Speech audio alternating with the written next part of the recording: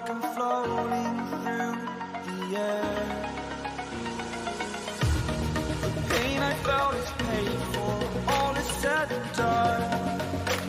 Oh, I am restricted, fixed upon the web. I need to kick the habit that my mind is breathing in. Break out, I've got to see.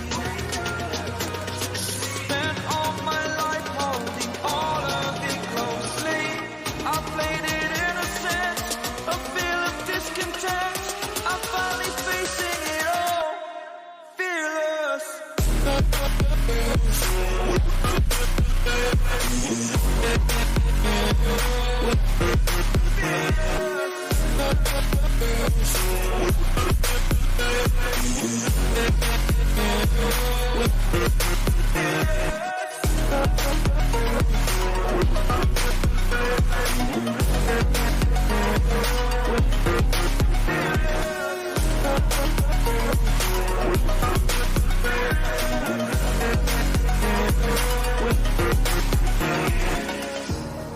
Burning the bridge that keeps us. I'm here and I'm feeling exaggerated, that's what you assume. The story's over now, I must conclude.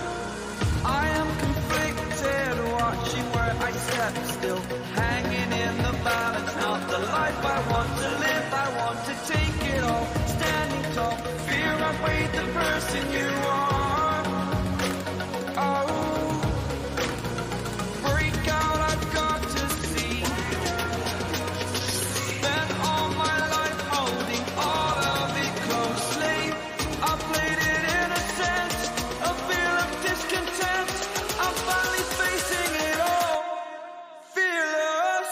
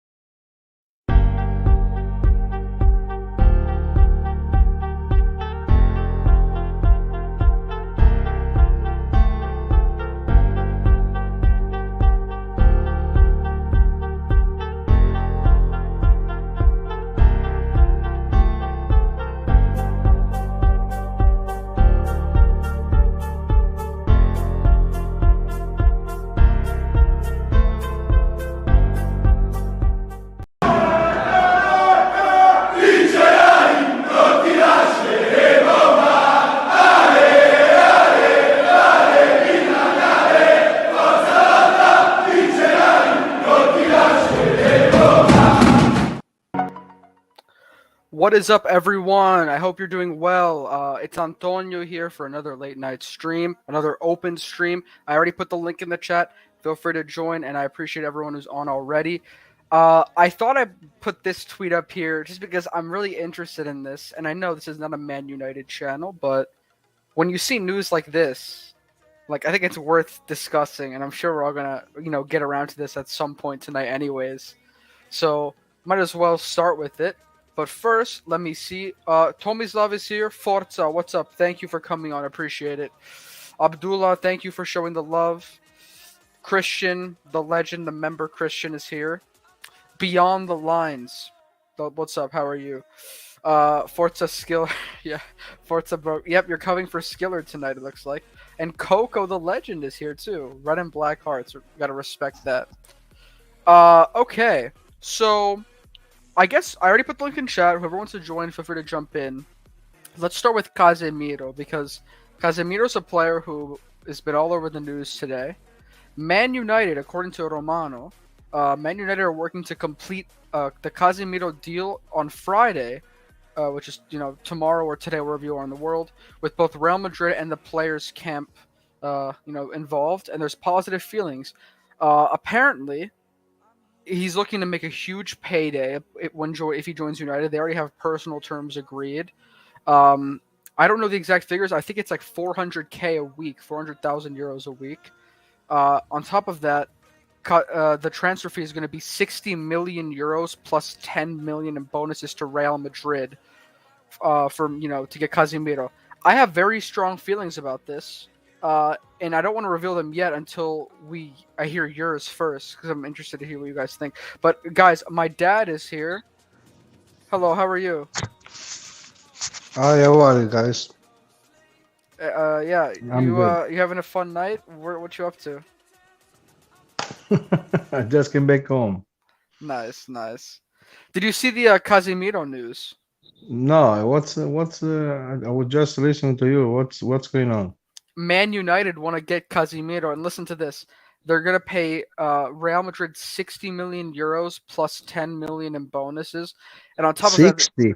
yeah, and on top of that, I think his wages are like 400,000 euros a week, and I'll do the math real quick. I mean, I have some strong feelings about this. But What what do they do with Casemiro? Casemiro has not changed anything. Casemiro is a player. So first of all, they need to strengthen their midfield, and it's not okay. Obviously, getting Casemiro is not a bad thing, like just itself. The fact is that you're spending that much on a player. So you're one player to come in and fix all your problems, and he's an older player, a player who I think is only coming in for money. It doesn't seem like a smart operation to me. What's up, Ashton? How are you? Does Man U need more players? They do need more players for sure. So yes, it's good that they're bringing him in, but it looks like to me he's just coming in for money and to like retire eventually. It doesn't seem like I don't expect him to come in and just start firing on all cylinders. Rohit is here. What's up, Rohit? How are you? I have Forza Guido already in the chat. Love it. What's one player that should come to Milan? I would like to hear every response. Okay, we're gonna get to that. What's up, Rohit? How are you? Yeah, hi Antonio. I just wrote a thread about United yesterday. I don't think that Casemiro is the kind of player that they need, even tactically speaking. I think what they need is a proper sporting structure, somebody like Maldini who can actually make decisions and bring the players that fits Ten Hag's kind of play that he wants to. Right now, what they've done is they have a team that is formed by Alabama Solskjaer. He's more of a Allegri Conte type of manager where he likes to defend more and then hit on the counters. And right now, Ten Hag is somebody like a Pioli who likes to play a high press, a lot of positional football. So that's the difference. You can't play that style of football with this kind of team that has been formed. So they actually need a complete turnover. But with Casemiro again, who is somebody who's of a holding midfielder with no real ball playing skills, I really don't know what's their plan with this. Yeah, Rohit, I'm gonna mute you just because there's a little bit of like a scratchy sound with your mic, so if you can try to fix that. But I heard everything you said. Yeah, no, I agree, and I mean the thing is, I'm even like not even I guess I would say as extreme in terms of I think that bringing him in is definitely going to be a positive for them. They're dealing with so many negative performances, and they need someone to come into that midfield because you can't see Fred and McTominay playing anymore. So I think that getting him in here is going to be somewhat of an upgrade, but I agree. Not only is tactically he's not the perfect player, it's also like spending this much money on a transfer fee and wages for him. I mean, it's not like we saw what happened to Varane, who was a really good individual player who came in on high wages, and it's not like he's going to individually improve the quality of United just because he comes from Real Madrid and he's won Champions Leagues.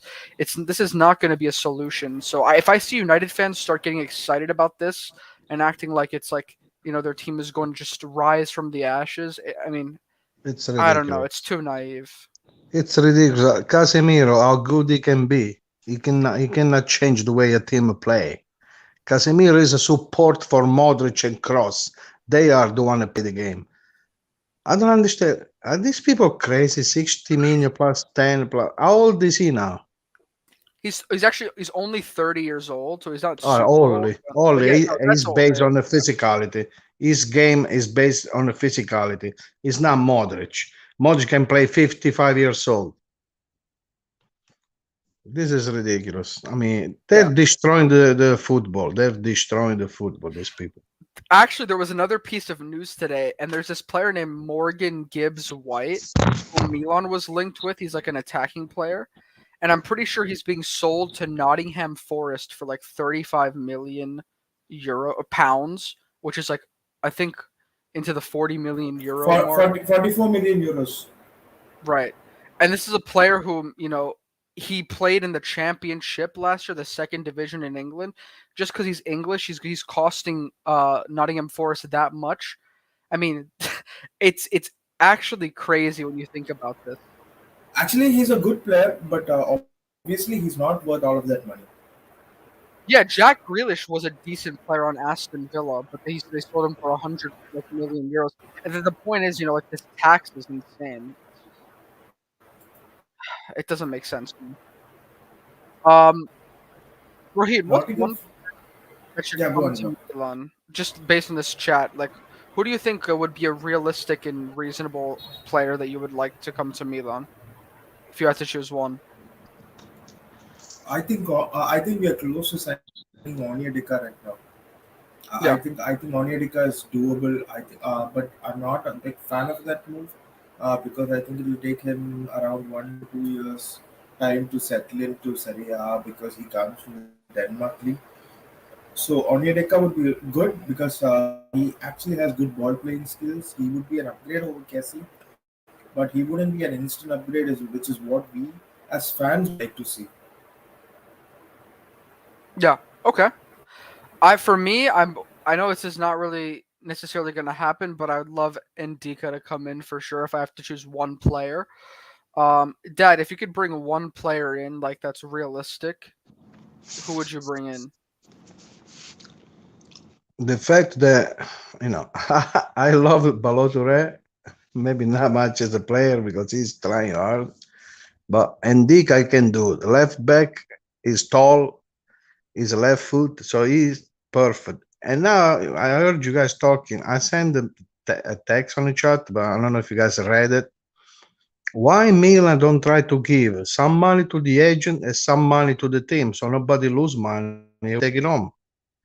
They should give like let's just say to Frankfurt, I give you 10 million, I give you 5 million to the agent, and we take the player. So nobody got to wait next year when it's going to be auction for the player.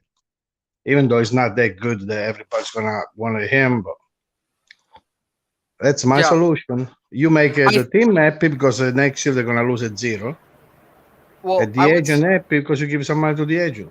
I would say that it's not that simple because, first of all, if they wait for him to run down his contract, any club can come in and can offer just a very, very large amount of commissions and higher wages than we can probably. And also, it's possible that another club already could have agreed to a pre-contract, sort of informally already by now. Yeah, but we So talk it's about a bit Ndika, different. we're not talking about Maradona. I mean, how many No, clubs but going to want him offer kill money? when you see his physical profile, his youth, and everything about him, look at the way the current market is going right now. I think it's realistic that some clubs are doing this. Guys, before we keep going, Young Go here. Thank you so much for the super chat. Good morning, folks. Carry on the good work. Yes, thank you so much. Listen, this guy's a legend member and he's an OG. So Young Go is always in the chat hyping it up. Really appreciate that. Great stuff. Rahit, I'm gonna say something. Pardon? Rahit, did you want to say something? Yeah, I think we don't. I think we don't want to set an example where we are actually extorted by all of these agents. Last year, I think when the annual sheets came out, the financial sheets came out. We out of the big clubs, we were the club that paid the least amount of agent fees. So I think we like you can see how United is being taken right by any club that they want the players for. Casemiro for 70 million, like your dad said, he's not that great. He's approaching his 30s, and then you have Maguire for 87 million. You have so much of examples because United are always taken for a ride, and we don't want to set that like that as an example because first of all we don't have the kind of revenues that United have, and we don't, and Elliot don't want to spend, and they want to keep that sustainability tag. So I think it's like they don't want to put an example. They don't want to show to other agents that you can take us for a ride as well. We want to show that we have a set limit, we have a set budget, and we're not going to go over that. Whatever your price is. So that's what I think. That's why I think we are not paying the agent fees for Endika and stuff like that. Yes. No, I agree. It's definitely something that is definitely giving Milan a lot of respect right now. No one can take away what Milan is doing, like the successes we've had while being this sort of, you know, sustainable and also respected club at the same time. I mean, I think it's just great.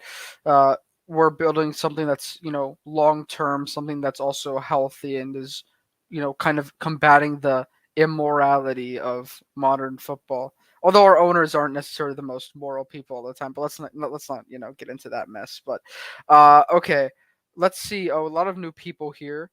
In Italy, they're speculating that Chelsea offered 100 million for Leao. Interesting. I haven't seen many of those links. I don't think we want to sell him this summer. That's personally what I think. I think we're really going to try to renew him this year. Um, Forza Milan, what's up? Yeah, Ennio, thank you for that little point there. Will Milan get Ziyech? I think it's unlikely, unless I don't know, unless something kind of happens in the last few weeks here. Actually, Ziyech's 1 year loan would cost around 10 million for us. So I don't think that's gonna happen. So the rumors that said that Chelsea were willing to like make a permanent transfer for like 8 million euros to 10 million euros, is that not correct, or is it just would that be the cost just to buy him now? No, I'm saying his salary is 6 million net. So that would be in Italy. That would be 12 million gross. So let's just assume that he takes excuse me, he takes a wage cut, and he's earning around 4 or 5 million. Let's say 4 million. 4 million would mean 8 million with the taxes is what is costing to us. So 8 million plus whatever loan fee would cost around 9 to 10 million. 10 million for a player who's gonna be 30 in March. Obviously, I'm all for it. I would love if ZH came because he would add an extra dimension to our squad. But if you're looking at the finances, I see it as a difficult move. Yeah, good point for sure. You don't really think about how the taxes and the gross transfers for sure. Um, yeah, okay. Also, is Adley playing in the next game? Maybe he'll get subbed in. I don't think he's gonna start. I think except maybe for Tonali for Kronos, I'm not gonna say. I don't think we're gonna change anything because we actually have a very great rhythm going on. Actually, these players know how to play with each other. That's something that is very important to our system. It's not like Juventus or Inter Milan where it's 11 individuals. Here, you have to play together as a team. You have to know each other's movements. That takes long time. That would take around 1 or 2 seasons, which is why sometimes if you see it takes 1 or 2 seasons for a new signing to actually get integrated to the squad because they have to learn each other's movements. That's why I think even if you look at Tonali and all other players, they took a little bit of time to get used to the system. So I think Adli also has an issue with his physique. I think he's easily pushed off the ball. So they're actually getting to work, and when he was in Bordeaux were not a team that pressed a lot. They were just a team that actually parked the bus just like how Allegri did.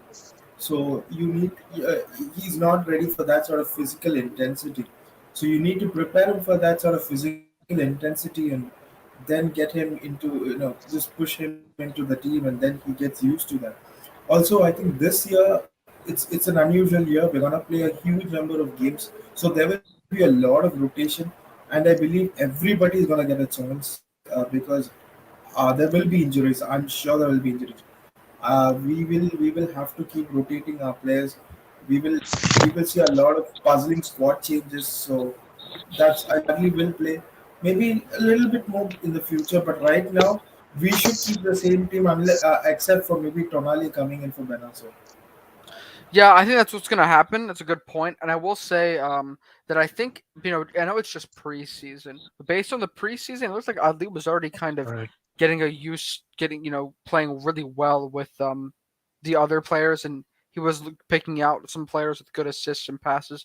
So I think he's already, because he's a smart football player, I think he'll learn pretty quickly. But yeah, it's a good point. Um, yeah, Leal's renewal is gonna really be stressful for sure. Oh, really? I don't know if this is true, but if this is true, it's very, it's interesting. Yeah, Harry Maguire memes, keep them up in the chat. Oh, yeah, I haven't seen the Arsenal documentaries. What's up, SSB? How are you? Ciao tutti. Hopefully, I'm not too late to the party. No, we just started like pretty recently. Um, Man United take one step forward, two step backwards. I agree. I think this is a mess. I think this is just a typical how is this different from anything the Glazers have done the past few years? Like this spending a lot of money on this player. And I know United fans right now are desperate to get something new because they've just been absolutely destroyed the first two games, but they need to realize this is not the best move for the future. Hey Uh, guys, can I say something because I got disconnected before about Adelaide? The yes. Mr. Benacer, he can be sitting on a bench for a while because you don't want to sign the contract. Adelaide, for me, in that position, would be 10 times better. Mark these words because I know soccer, football. Adli on that position is 10 times better than Benacer. And don't tell me he's not ready physically. Ray, whatever was talking Well, before. that's All the purely all the apparently said all that the preseason, said. the preseason. That's a man. The preseason, he was running all over the field for every game. So what are we talking about? Hold on, that's not the point. I think there was an article that came out that purely basically said that, and some people, Yeah, at who knows Milanello are what working else? on Yeah. he's going to the gym because he needs to build some more like muscle mass to play in that sort of more Yeah, because defensive area. Benacer is stronger than him. He's double than Benacer, please. Benacer is also when he plays with Tonali, he's not as Benacer play fast. every year. Benacer play half season. He never play all the games. Every time, and the ones he got COVID, the ones he got sick, ones he got this, ones he got that. So please, All right. and you don't want to sign the contract. He can sit on a bench. They got now. We have lots of players. We can do that. So it's not going to be worth anything if you don't play. I think he still has maybe one more season where he can play, and then next summer we should be selling him. He's nothing special, believe me. All right.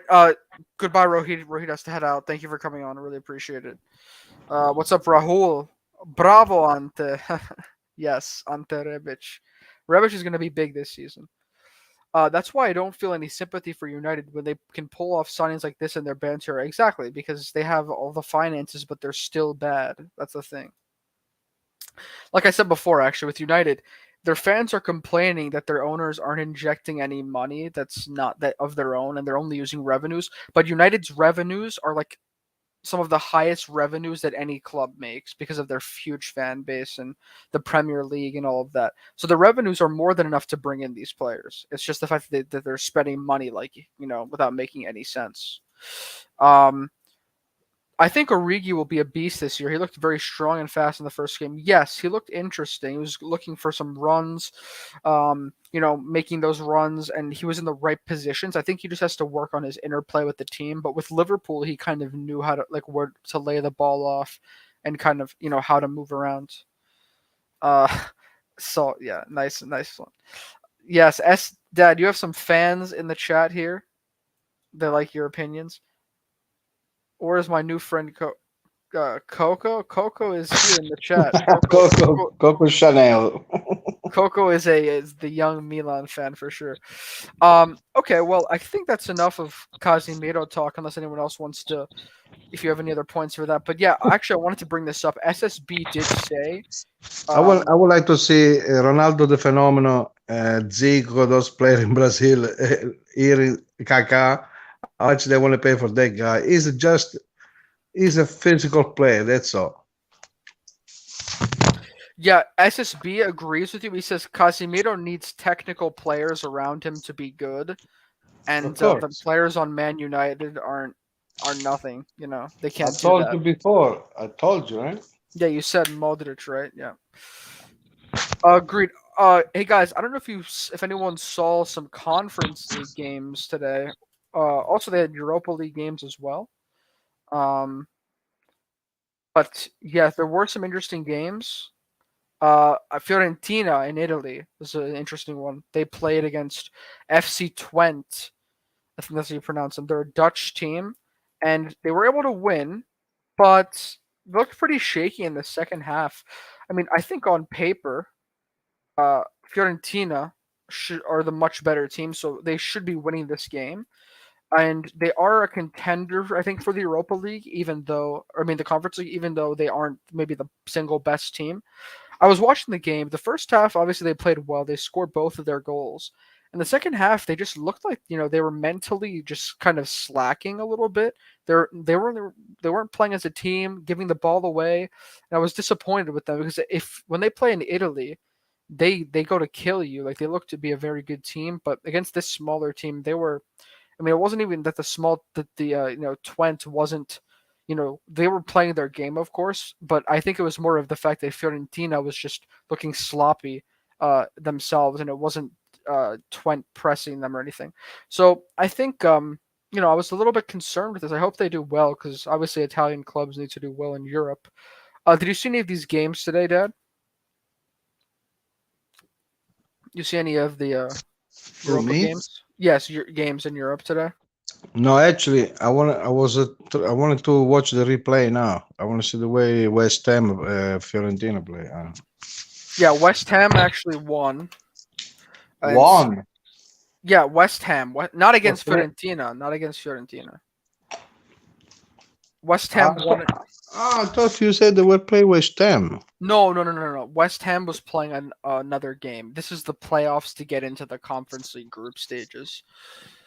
Missed all the Conference League games, unfortunately. Do you think Fiorentina can go on to win the whole thing like a Roma? They're not as good as Roma was last year. Roma wasn't that good. They're close. I think that based on their competition, they can win. But Fiorentina. I start like not liking the coach last year. He keep changing formation all the time. He don't give stability to the players. I don't know. you don't like Italiano? I mean, I think Not too much. Not he too doesn't much. really play like Icone a lot. I don't think he likes Icone. Some of those players. Yeah, he's a bit interesting. Fiorentina got lots of players. Yeah, they do. But yeah, so they played today, and they didn't look so good in the second half. They almost, lost their 2-goal lead. But anyways, I think that they can win based on the teams that are in the Conference League right now. Oh well, actually, Villarreal is in, which is a really really tough team. Also, West Ham, but I think they can beat West Ham. But it also depends who joins from the Europa League, like who drops down. So I think right now they have the potential to win it. I would ask, or I should ask, how do you rate the overall competition? Is it a bit Mickey Mouse? Yeah, it's like the third best, a third tier in Europe, but I wouldn't really drag it down. I'm gonna mute you because there's some background noise. I wouldn't really drag it down too much because it's still a European competition and there are some really difficult teams. And I think any team that comes from, a European country, they can play really, really good football and be dangerous. So you don't want to underestimate any teams. But yeah, obviously there's going to be some teams that are easy to beat, on paper by a long shot. Especially if you're Fiorentina, they should be able to roll through a lot of these opponents. But I will say this team in the Netherlands that they played is on a pretty good streak of wins, and they had a good season last year. So, but from what I saw today, they didn't really look to have much quality. Fiorentina were had much more quality on the pitch, but they should have played much better. So it's a close game, close scoreline. Why are people underestimating Milan and putting Juve and Inter in front? Well, that's just because on paper, the signings and like the individuals that Juve and Inter have, people rate them higher and they're worth more money. So that's why they're just rated above us. Like the bookmakers, they are putting us at the third best, like the third place odds to win the Scudetto this year. So that's kind of why. Just the individuals. Yes, that's a good point. God can only help United, right? They need a lot of help. Twent is no. Kirkez went to AZ Alkmaar, I believe, and actually I think he's starting for them now, so he's doing very well. But they're also a Dutch team, so interesting. Yeah, that's a good little reminder right there. What's up, Nathan? Member Nathan. Nathan, yes. Don't forget to mention the jersey giveaway contest. The thing is, I'm waiting for Roy to kind of figure out how that works. If it doesn't work out by this game this weekend, maybe we do it for the next game. But I can try to remind everyone tomorrow and find some way to do like a community post. But yeah, I mean, if you don't know, Nathan wants to give away a Milan shirt based on the people who predicted the score line. Like for the Atalanta Milan game, and so he wants to potentially be very generous and give out a jersey to the person who gets the most information correct on that game. So that's very, very nice of Nathan.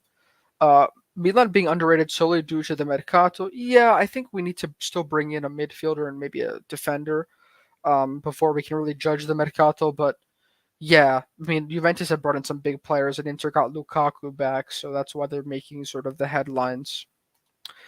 I have a question for the chat. What are your thoughts on Michail Antonio, who is my cousin? He's not your cousin. Oh my goodness. Michail Antonio. Interesting player for West Ham. Hey, Dad, what do you think about Fiorentina this year? Like, do you think that, where do you think they're going to finish in the Serie A?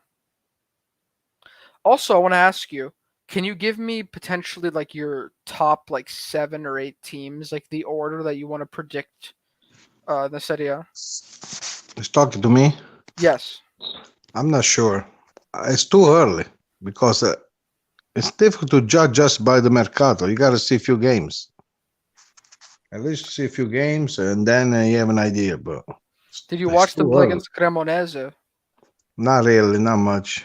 I didn't watch. They would have actually tied that game if it wasn't for. If it wasn't for the mistake the goalkeeper made. Yeah, but so who do you think? You don't want to just do your best to give a prediction? Like, I think for me, I said Inter number 1, Milan 2nd, Juventus 3rd, Roma 4th, Napoli 5th, Lazio. How can Inter be number 1? I predicted this before the first game. If we already good, but if we get another defender in a midfield, we can change 3 players for each position because we have all players that can play all the different positions. So I don't think anybody's better than us. And now you guys forget about Napoli. Napoli got the best talent player in. I would say in Europe. That guy is going to be the best in Europe. I'm telling you. And now they buy other players too. So Napoli, you talk about Inter, Juventus. Napoli spending more than them if they get Raspadori, Dombele, and all the players they got. Simeone too. Are they gonna get Simeone? They already got him. Are you sure? Yeah, it's official. He was there. He was took. I can be. Where the heck they got all this money? Well, they got rid of some of their players on high wages. They sold. Yeah, how much is that? 15 million. Whoever can guess the most correct scores of the Atalanta game, Juve, Inter, and Napoli game. Oh, well, there's more than just one game. We'll get a free jersey of their choice on me. Dang. Nathan is a legend. Yes. Mimu Jean says 1 Milan, 2 Napoli, 3 Inter, 4. Okay, Atalanta 4. I mean, that's crazy. Over Juventus, Napoli, even Lazio. I mean, that's very. I don't know if I can agree with that. Atalanta, we have to see how they do. Thank you. I really appreciate this. Hey guys, I put the link in the chat. I'll put it again here. But if you guys want to join and get some more people on the panel for this discussion, please feel free. It makes everything more interesting. Yeah, so I mean, yeah, I want to look at some of the stats this game. Fiorentina had, let me zoom in a little bit for you guys. Fiorentina had 13 shots to 5, 52% possession. So they're just slightly winning. 5 shots on target, some more passes, slightly better accuracy. So basically, if you actually look at these stats, it's like Fiorentina were only a little bit better than this team. I think that's mainly it was a tale of two halves from what I saw. First half they played well. Second half they were almost collapsing, and they were just making stupid mistakes. They weren't really passing well together. So, yeah. Hey, another question for you. How did Guido become a Milan fan? If you want to talk about Milan history and like old Milan stuff, then talk to him because he knows. So, Mr. Meloni, how did you become a Milan fan? If you're still here with us. Yes. Okay. Yeah. We'll get to this. We'll get to this. Be honest with you, I don't even remember perfectly what it was because I started cheering for Milan when Milan wasn't even good. I think it was. I'm not sure if my uncle, which he played Pescara Serie B, like he plays with the Primavera Pescara. I don't know if he was a Milan fan. Pescara was how do you say when the gemellato with they were together as the fans, Pescara fans and Milan fans. Pescara is the Serie C team right now, who in the past. Yeah, but at that time was a Serie A. Yeah. It was even good. Allegri was playing with Pescara. Yeah, they played also. They are the ones who developed Verratti, Insigne, Immobile. My uncle, he played versus Trapattoni. Trapattoni was the Milan player and became a coach, Juventus, Bayern Munich, and everything. Yeah, Trapattoni is the only one that stopped Pelé. Do you know that? No, I think I remember hearing that. So because of him, you started watching Milan. I really don't remember exactly. I remember that when I was little, there was a big family. When the apartment building I was living, and we were watching a game together. Everybody, the family downstairs, were all freaky Juventus fans. I think I did more because I want to change. Maybe I don't remember for sure. I like the color. I was very young, so maybe I like the colors. I don't know what it was, but yeah. I think Giochirico, my godfather, I think he's a Milan fan too, even though he's cheer for Pescara because he live in Pescara. But I didn't know that. But then, what age did you start really watching Milan though? Like, how old were you when you started? To be honest with you, when I was very young, it's not like now that they were showing all the games on TV. I'm 51, so they were before they were not showing Serie A like they do now. So you were watching games, league game, Champions League. So I don't even remember for sure. I play soccer. I love football, so I was playing and I was watching. I forgot the first time I went to San Siro with the bus. I think it was for sure Van Basten was playing, so goal at Van Basten. So I think they won the first World Champions League 1989. So I was 18 years old. So I saw them before that. Oh wow! So we were going. We had the school Monday through Saturday. So Saturday night we would go with the bus to Milan, and come back Sunday night, and then go to school on Monday. Wow. That's the thing I couldn't do much because I was playing too. So I play when I was 17. I was play 16. I was play with two teams: the under 18, under 16. So I had a game on Saturday, a game on Sunday. Hey, besides the more recent players that we met in Philadelphia, have you met any older Milan players? Oh, me? Yeah. I met Rivera, Gianni Rivera.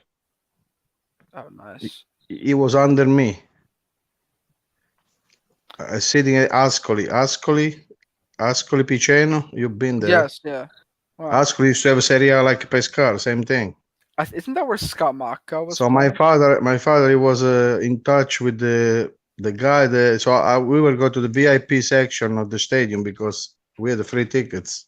So that's VIP. That's where all the those big shot seats because they got a free ticket. So Rivera was sitting under me, like I could touch his head. Johnny Rivera, Ballon d'Or The winner. first golden ball in Italy, one of the few only. That's awesome. So you never met Maldini? Someone asked in the chat.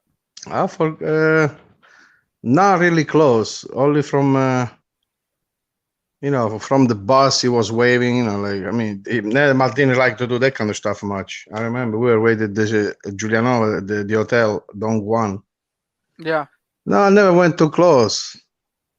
Especially when Milan was really strong, it was difficult to go very close to them. Yeah, we did meet very close, like include myself included.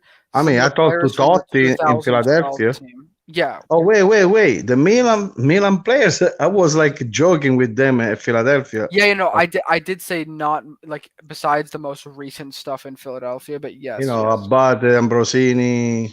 We were the goalkeeper. Who was I it? met Boateng, El Shaarawy, some of those players. Nocerino, Yeah, Cassano. but at night, me and my friend went there like 11 o'clock at night. We were sitting like friends on a marble bench over there on a wall, as talking stupid things about all kind of stuff. Yeah, that's actually met About, Totti too. yeah, Totti was at the Carl. How do you call the hotel? Carlston Hotel. Ritz Carlton. Or it's yeah. Hey Right. guys, we have two more people. Coco is back for more, and also Hakeem. What's up, guys? How are you doing? Shabash. Hakeem, Let's go, bro. Hakeem, how are you? Hi, Antonio. How are you? Good, good. Antonio, It's nice to hear from you again. do you want to know how I became a Milan fan? Yeah, how did you become a Milan fan? Okay, it's from 1995. Okay, wow. Yeah. Yes, from 1995. I remember Anto, it was a semi-final of Champions League, AC Milan against Paris Saint-Germain. Oh, really? We played them in the semi-final. Yes, exactly. I have discovered a fantastic player. So, yeah, you're wearing number 10. Guess who? Let me ask my dad. He may know this. Dad, who was the number 10 with Milan in 1995? where wasn't I forgot? Wasn't Savicevic? Yes, you're right. Yeah, I get confused with the numbers. Like Pirlo was unbelievable. It was 21. So Yes, I don't really Kaká 22. I don't remember much. I mean, Seedorf was number 10 too. I think. But, Savicevic was amazing. yes. Oh, but listen, Anto, I forgot. You talk about famous players that I met. Yeah, I don't know where the picture is. Me, my brother, with my father. My father used to represent the biggest company in the north of Italy for steel.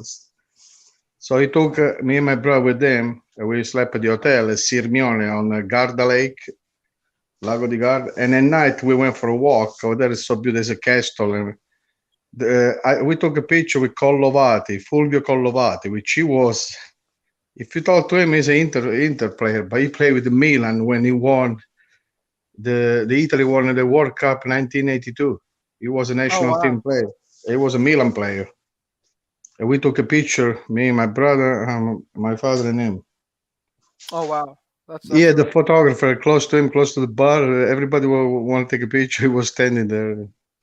He's still on the Italian TV all the time. He talk all the time on TV. Commentator. Nah, opinionist. Right. Interesting, yeah. Yes, because Fulvio Collovati. because Paris Saint-Germain have a very good team in 1995. They have Georges Weah, if you know Georges Weah. Yes. Yeah, but he won Golden Ball with us. Exactly. Georges Weah played with PSG in 1995. After year after Milan lent him at San Siro. Mm-hmm. But we have lost the final against Ajax. 95. Yeah. Yes, you know what? I had the news in the morning of the game of the final. in the radio. It was the bad news I have never had maybe in my life. So Dejan Savicevic get injured and he will miss the game. Wow. Yeah, Yes, but you know why we lost, right? We didn't have any offender to put on the field. Everybody was injured or was up. Forgot. Savicevic was out. I think we had a shortage of offenders. We didn't know who to put in the offense. Besides the fact that Ajax was really good, they all became famous players. Was that David, Seedorf, right? Seedorf, David, Kluivert, they were an unbelievable team. yes, it was. But we, Milan, we didn't have an offender to put on the field, like a good offender. Yes, exactly. I remember we have played in the attack with Massaro and Marco Simone. Yeah, but I mean, we used to have Van Basten, Savi. I mean, Van Basten 95, I don't know if it was still, it was injured for sure. Maybe it was done already. No, Van Basten, his last game with Milan, it was the final against Marseille in 1993. Yeah. Yeah, I get a lot confused. But Savicevic was the best player at the time he was out. Where did we get Savicevic from? Which team? Red Star, I think. Okay, yeah. He was. That was an unbelievable team. He was number 8, number 10. Yes, Stojkovic. Stojkovic, sorry. Stojko was a Bulgarian. Yes, because Red Star was the European. They won the Champions League in 1991 against Marseille. Oh, really? Okay. They beat Marseille. Yes, it was very strong team, Red Star. Yeah, for sure. Oh, interesting questions. Hey, are you happy that the World Cup is coming to the USA in 2026? I guess it's me. For me and my dad. Yeah, I'm very happy. Hopefully, Italy will make it, and we can watch Italy play live. I've never seen Italy play live. And hopefully I can watch some of those games because we don't really have many chances to watch them play. Some of these players play in the U.S. Yes, Primavera players need to improve for sure. What happened to the stadium? What do you mean? Which stadium? What's up, Nick? It's hey, it's Compare Guido. Yep, he's here. Remember how good that defense was? Mauro, Franco, Billy, and Paolo. Yeah, it's unbelievable. Yeah, we're just talking about how we became Milan fans, and the funny thing, Billy Costa Curta, everybody hated him. They thought he was a shadow of Baresi, and then he played until 42 years old. He won everything. He was one of the best. Yeah. Antonio, how do you become? It's a good Baresi was. For me, it's pretty simple. It's pretty simple. Since I was born early 2000s, and since I was born, my dad made me a Milan fan, and I never had a choice, and so I always just was a Milan fan, and he would always tell me Milan players and stuff like that. And when I was growing up, Milan won 2 Champions Leagues, and this like 1 or 2 Scudetti, so it was a bit successful, but I was pretty young, and then but right when I was old enough, like in my past 10 years old, into my early teens, Milan entered the worst 10 years ever. So I had to live through a lot of that without much success. But it's worth it. I never changed teams, so Anto, you're gonna be almost, because we're gonna win Champions League this year, so you're gonna be almost the age that I had when we won in 1989. I was 18, so we're gonna win the Champions League. This year we're gonna win. This year we're gonna win. Yeah, so Antonio, you didn't watch when we have beaten Barcelona 4-0 in the final. I wasn't alive for that. No. Did you had the chance to see a few highlights? Oh, of course. That's like the game that my dad would always tell me about. He'd always. I feel bad for Johan Cruyff because he's dead now, but He was talking so much shit against us, and they were favorite. Guess what? They were favorite, and we missed the best defender in the world, the center D. The two defender was Baresi, Costa Curta was missing. Exactly. We have played Uh, with the so the Panucci the and both two Filippo center D. Galli. Yeah, Filippo Galli is another one that was unbelievable, but then he had the bad luck. He was injured since very young. So that's why Costa Curta started playing, because Filippo Gallo was always injured. If not, Filippo Gallo was one of the best center dead I ever seen. He was never foul people, always clean on the ball. Imagine that guy was unbelievable. On, But on, that game, they were favorite. The Barcelona were favorite. That Imagine they was lost unbelievable. 4-0. We destroyed them. exactly, yes. Mercedes AI scored. Savicevic from midfield almost. Antonio, did you see the third goal of Savicevic? Yeah, he scored from very far, right? Yes, exactly. Yeah. Beautiful. Yeah, Yeah, Nick here says the Savicevic goal. he went over the goalkeeper from midfield almost, from the side of the field, from the right side. Desai scored, right? Yeah, Desiree was a horse. Yeah, Desai, Savicevic, and Masao scored twice. Yeah. Tomislav says Croatia first, Italy second. Okay, awesome. Forza itch. Yeah, we've had, we have Rebic, Krunic, and Ibrahimovic right now. Man, Croatian players are unbelievable. Like, there's some just amazing technical players from Croatia. It's a great football country for sure. Modric, for example, like you can ask my dad today, like is just pretty much like the best technical player there is. They call. I don't know if you ever heard, but they call the Croatian the Brazilian of Europe.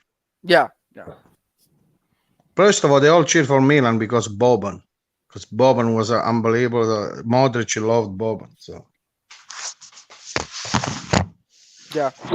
Even Rebic right now, he's pretty technical. It's just he hasn't been able to be consistent. But I wish they would win. They would ever win the World Cup.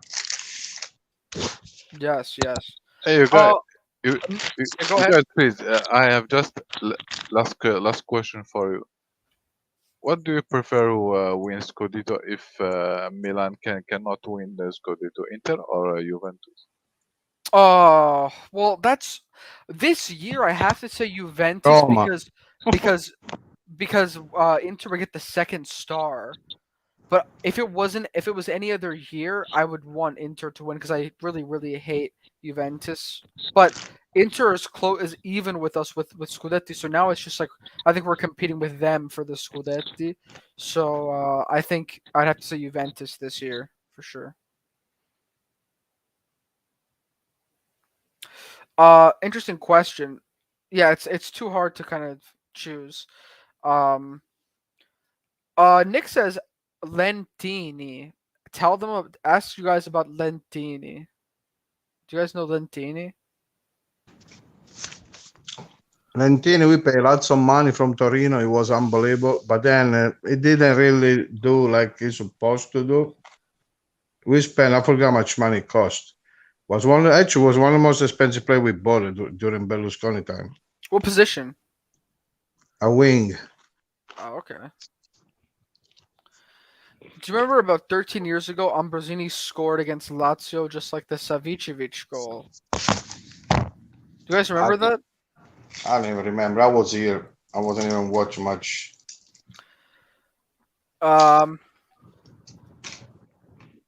Oh yes. Krunic is the best, of course, no debate. But yeah, I guess that's some good trip down memory lane right there. So, where were you guys? Like, do you guys remember where you were when you were watching some of these Champions League finals? Because, I mean, for me, I was too little to really remember. But I wonder what that feels like, to just be watching the Champions League final with Milan in it. That must be so like I'd be I so don't even nervous. remember.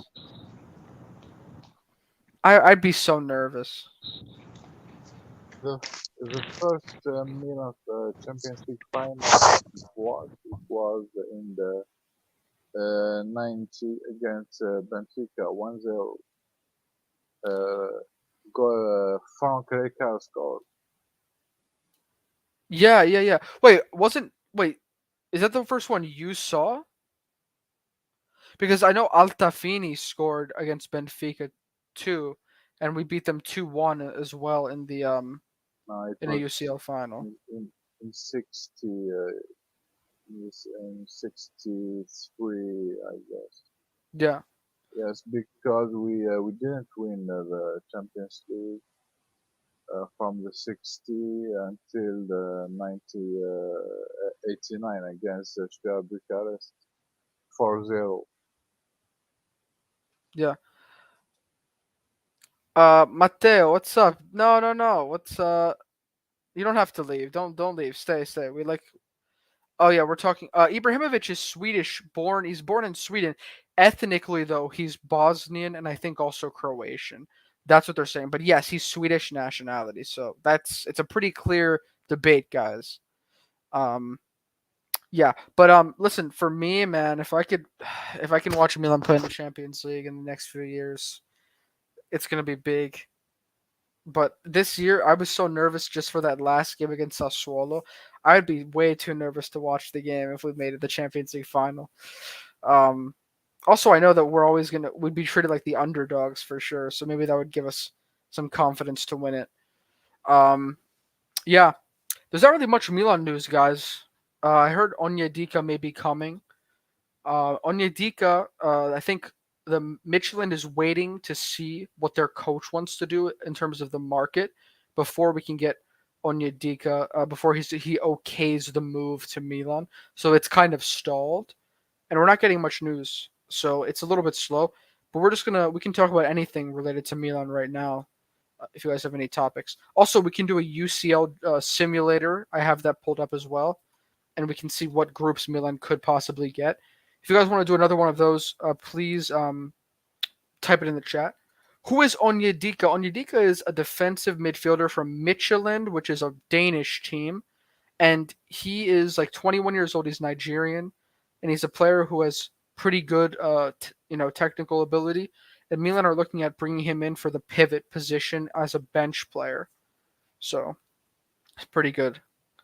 We have lived blessed times. That's true. I mean, some of the best history for sure.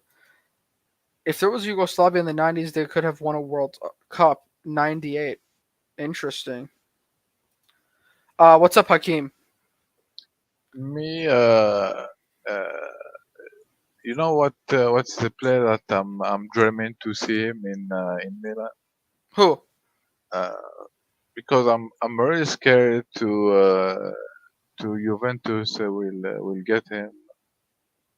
Fratesi. Fratesi. What do you think about I think he's good, but the problem is with Sassuolo, it's going to be so hard to get him. But yeah, we were linked with Fratesi. I think he's looks pretty good with the Italian youth team, and he's just started playing in the senior team.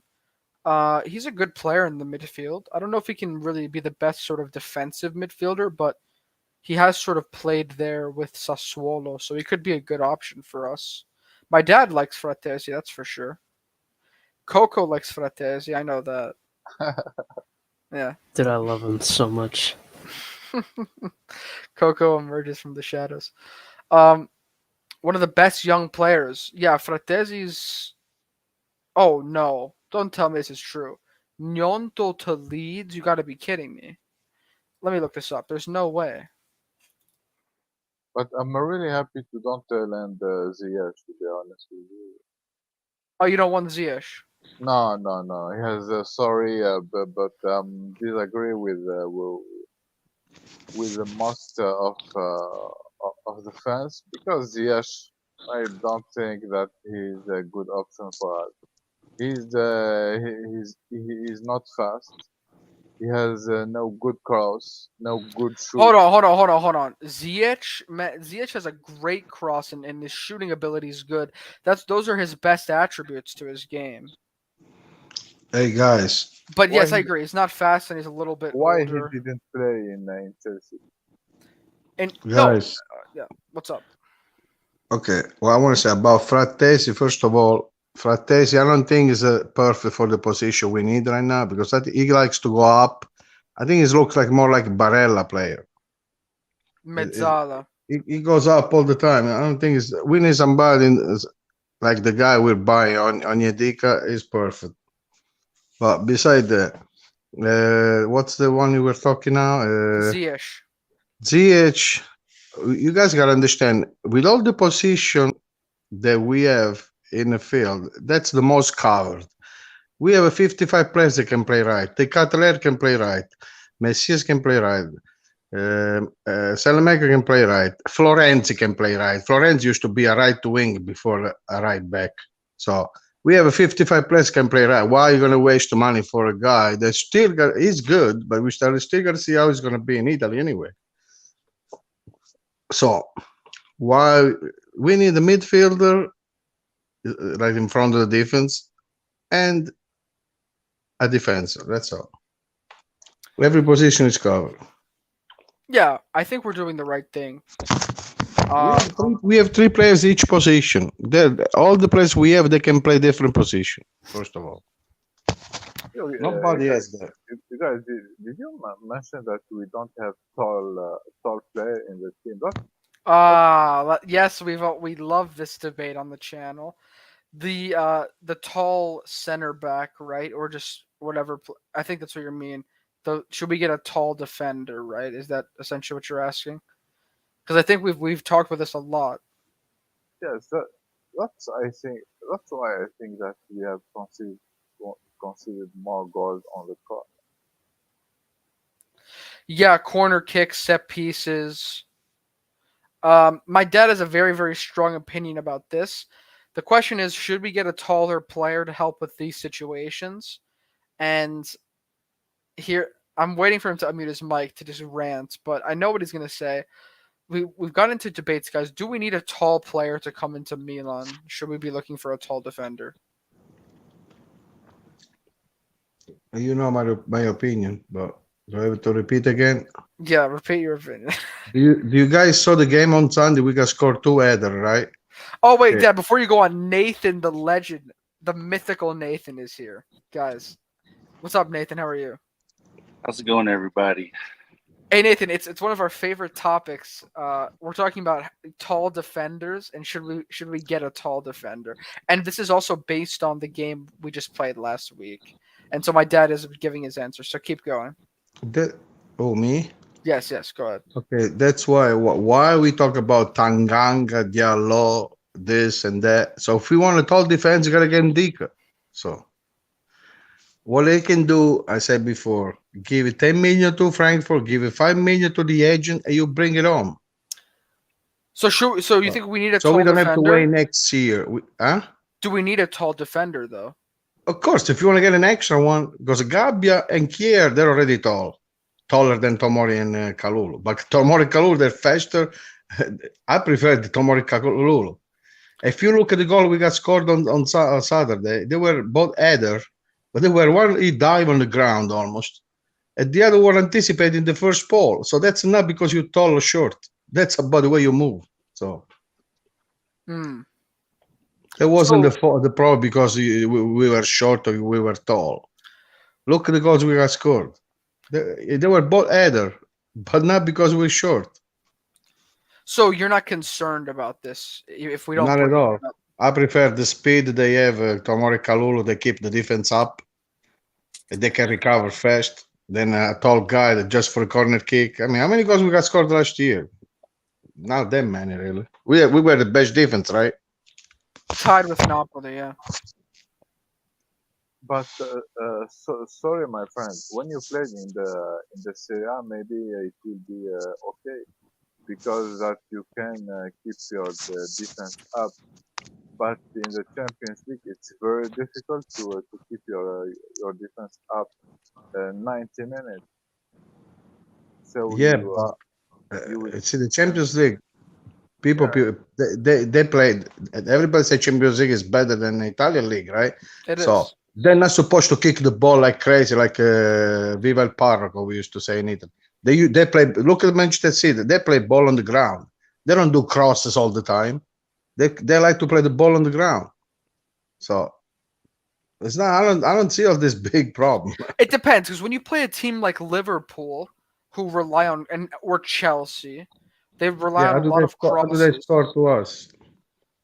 Well, Trent and Robertson always cross from the wings. Yeah, they Savage shoot from the, from one from outside the area. One he left the yeah. But ball. the point is yeah. Then Milan was this Milan. This Milan is gonna kick their butt. I'm telling you. Yeah, You're but when they cross the ball, like we were talking about how Liverpool they rely on crossing. Liverpool don't have tall forwards. They have Darwin Núñez now. Okay, so Nunez isn't a tall forward either. So he's tall, but He's tall. He's tall. it's not a problem with Tomori Kalulu. Darwin Listen, Núñez. you guys think Tomori Kalulu cannot do either, please? And Nunez, even his, I don't know how to put it. Nunez, even if he's tall, he's not like he has like a good vertical. So whenever they cross it, it's about the guys anticipating and getting in front of the defender. Most of those crosses are not high crosses; they're low crosses. So crosses that are almost at chest height. Those crosses are never up in the air for them to out jump anybody. That's not how Liverpool crosses the ball. So Okay. as long as you can anticipate and track the forwards when the forwards are making those runs near post or back post, then you'll be fine. But I mean, even Holland is really not that good in the air, even though he's tall. So it really just depends on how they cross the ball. To be honest, like if we were up against guys like Zlatan or Drogba, then I would be like, okay, maybe we should have a taller center forward. But there isn't a single team in the world right now that has a Zlatan or a Drogba. So there's really no need to worry about height. I think there's some strikers that are good in the air, though. They're not as good. They don't have the quality of an Ibrahimovic, but there's some strikers that can give you problems. But yeah, on the top teams, maybe besides Lewandowski, maybe, but some of them, there's not really many. Or Benzema, who's really good with his head. There's not many. So I do see your point. I see your point. Even Benzema is not known for his heading goals. Like if you look at Benzema, you're not saying to yourself, man, this guy's a great header of the ball. That's what he's known for. This season he was for sure. Well, I mean, that's because his headers were important goals, but his headers were not his primary goals. I mean, he scored. Important. Yeah. They're not. I mean, he does many other things, of course, but he's the way he was coordinating his headers against like a Chelsea. Those were some amazing goals for sure. Yeah, of course. I'm not saying he's not. But the thing is, on that point, like Benzema isn't a huge player. Like he's strong, but he's not like super tall. So when you watch him play with his head, it's more of the fact that he positions himself. First of all, he gets quality crosses from Modric and Kroos, and it's not only that. And then the way he finishes, he positions himself and he angles the ball with his head. And a tall player would struggle to stop those crosses because it's the way he runs into space. He loses the defenders. And he makes space for himself. So Benzema is not an example that I think just any tall defender would be able to stop. Right. And Antonio, if you remember, my main criticism of Giroud last year was the fact that the reason why he wasn't winning those early headers earlier in the season was because he was so stationary. As soon as he started to check his runs and make runs to the ball, that's when he was getting his headers. His headers were starting to connect. So it's even for someone like Giroud, just because he's tall doesn't mean he's actually going to win any aerial duels. Because if you stand in one spot, you have no leverage against the defender who actually gets forward motion and has momentum when he jumps. So as long as you can generate the momentum and anticipate it, you're gonna have the advantage, even if you're not 6 foot and above. Yeah, I think Giroud was decent with his head though this past season, I will say. Hey guys, I told you last time we talked about this. Milan can play with the tall guy that we have only Chiari right now, Gabbia, only if we play with defense at 3. So defense at 3 is a different story. I will never take Tomori Kalulu off because what do you prefer? To be the corner kick and not do the rest? I mean, they can stop anybody. So I agree. So you gotta make a choice. Or you play at 3 or you play at 2. At 2 you play with them.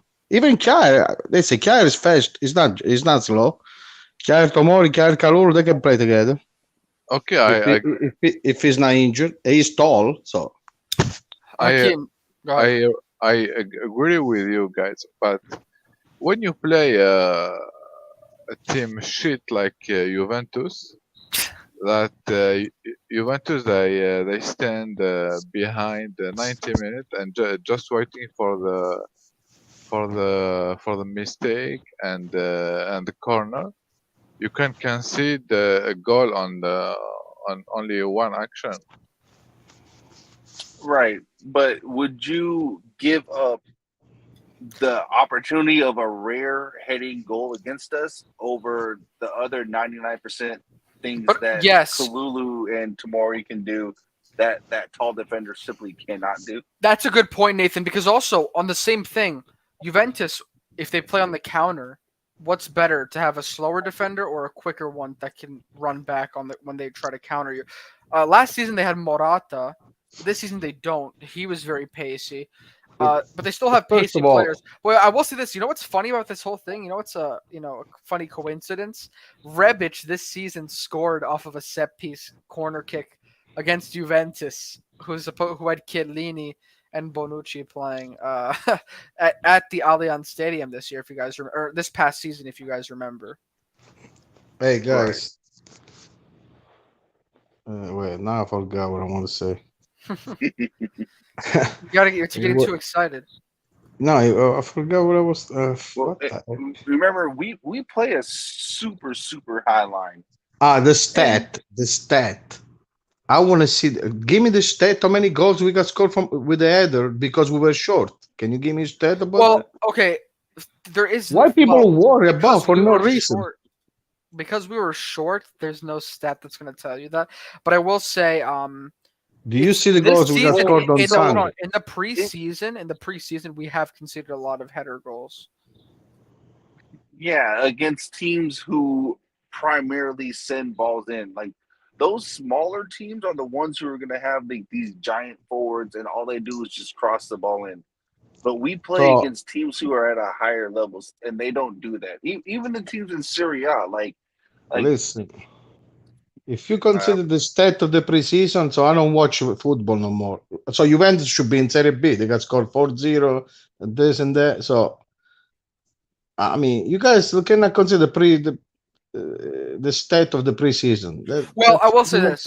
It was the preseason, and then it carried into the first game. And yes, I know it wasn't because of height that we got scored. Why we got scored with the header. One was diving because Messias was sleeping instead of going to the ball. What Messias was doing, I don't know. He was talking to his family in Brazil. I don't know what he was doing. Let me finish. So, for me, I'm not saying that we need a tall defender. I would like it if, Oniedika's perfect. But no matter what it is, positionally, something is a little bit off in terms of how we're defending these crosses. We need to wake up, and Messias, for example, also the corner kicks. We need to be waking up and have to be alert and in the right areas to cover those, because we can't be getting scored. After I saw them score, if this was the Udinese of last year that got 2, I mean, even the first goal, we would probably draw the game. It would take us the whole 90 minutes just to score one back and tie 1-1. Because that's the way Udinese used to play. If you let Udinese score like that against you, you're very, very, you're playing dangerously. But luckily this year they were playing pretty open. They made a lot of mistakes, and we pressed them well, and we had the space to score. So we were able to survive. But we need to, eliminate those mistakes, in my opinion. But what did I say before? You guys agree with me? If you play defense at 3, first of all, I don't know why Pioli cannot play defense at 3 sometimes, because we have very inflexible. Hernandez is a wing. He can play wing easily, back and forth. So Hernandez will be benefit with the defense at 3. So you don't have to worry about defending all the time. So he can do all line without worry about too much, because you got 3 behind him.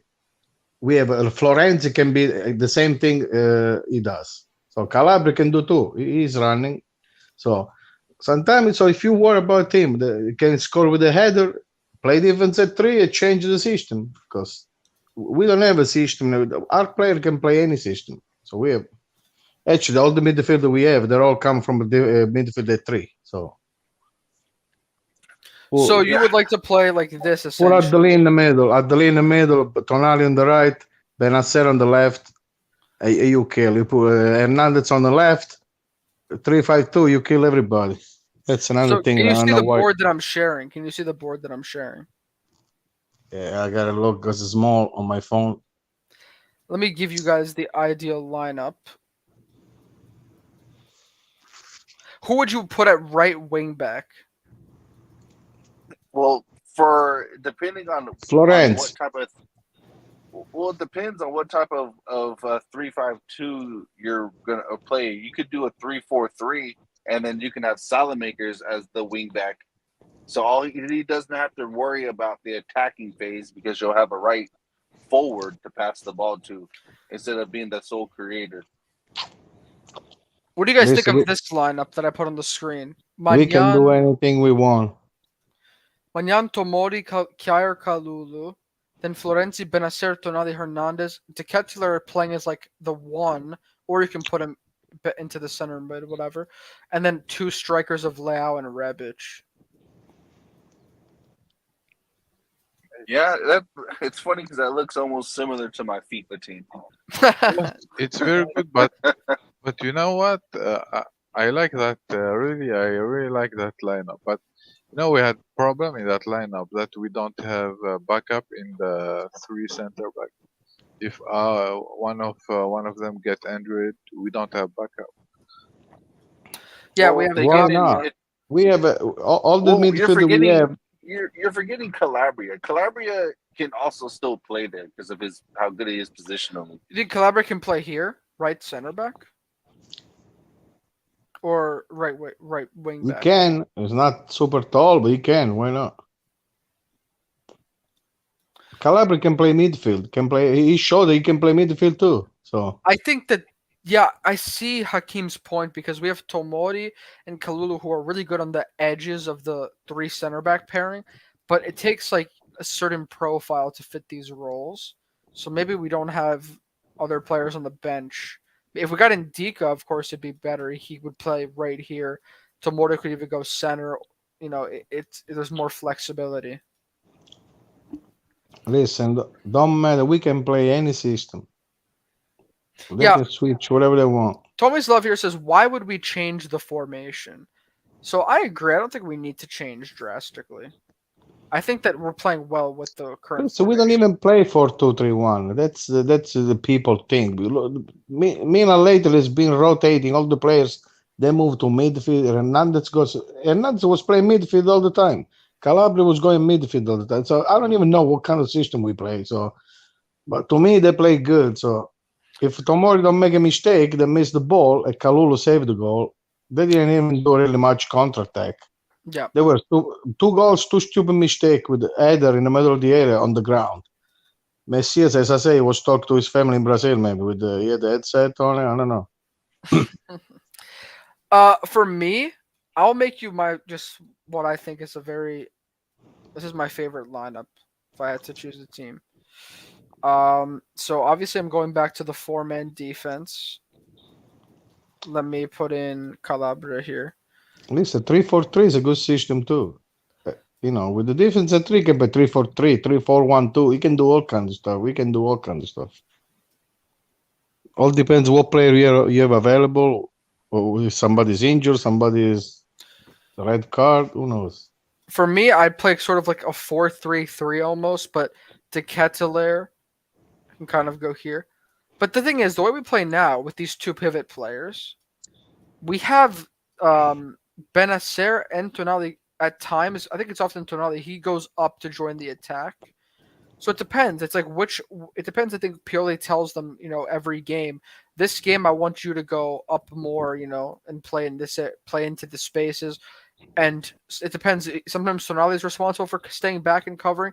Sometimes Benacer is responsible. So there's some flexibilities here that I think is with Pioli is obviously very versatile, so it's good. We have a lot of rotation, and we're never really playing the same way. We're always attacking. Like last game, because Udinese stopped us on the left side a lot. They were doubling Leao, so a lot of our goals came from the right side this time. So we're able to adapt, which is great. Nathan's connection was a bit weird. Whose will be better for you, in your opinion, against Atalanta? Rebic or Giroud? So, man, I think I would start Rebic just because he played very well and he's very mobile. So maybe with Atalanta, I put their lineup in earlier because they play sort of, they press you a lot. Maybe having Rebic on the counter would be good to run into the space. And, Magnan can always give a long ball to Leao into Rebic, and we can start counter attacks. But, so I think Rebic is good. Also, I think Giroud is still slightly recovering from his injury, so it's more likely that we see Rebic anyways. What do you guys think? Yes, I'm really prefer to see Rebic because Atalanta it's a team who play football. They they play in pressing, so we don't need a guy like Giroud. We need someone who can move quickly and get the ball. Yeah. Is Origi scoring this game? Maybe. MMG says we don't need any changes in the formation when it comes to Serie A, but in the Champions League we need that for sure. Yeah, we need to be more flexible depending on who we play. All right, guys, let's go into this Champions League mock simulator. And once again, I'm going to put the link in chat because it'd be fun to have more people on to discuss this. But let's do a sort of simulation to see what teams Milan could get. And, we'll see if you guys are confident with these groups. Overall, how confident do you feel about the Champions League this year?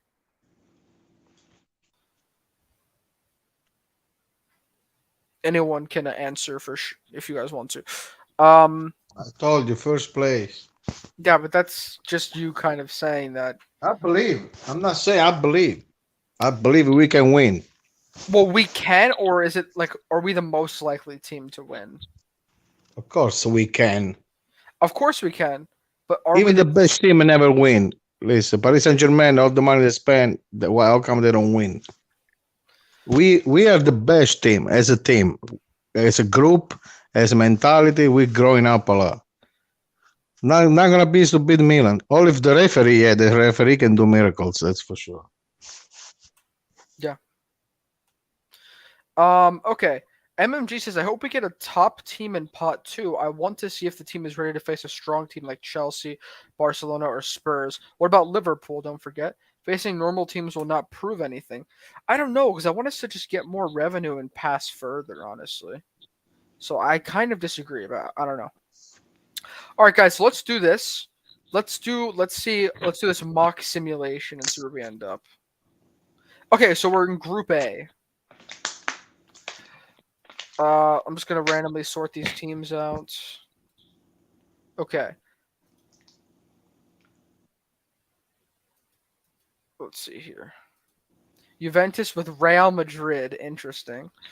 Let's keep going. Manchester United, they should buy Benzema, not Casemiro. If they want to win some. Yeah, right. Also, we got Tottenham as our second team, which we're going to discuss. Let me just finish out the sorting here.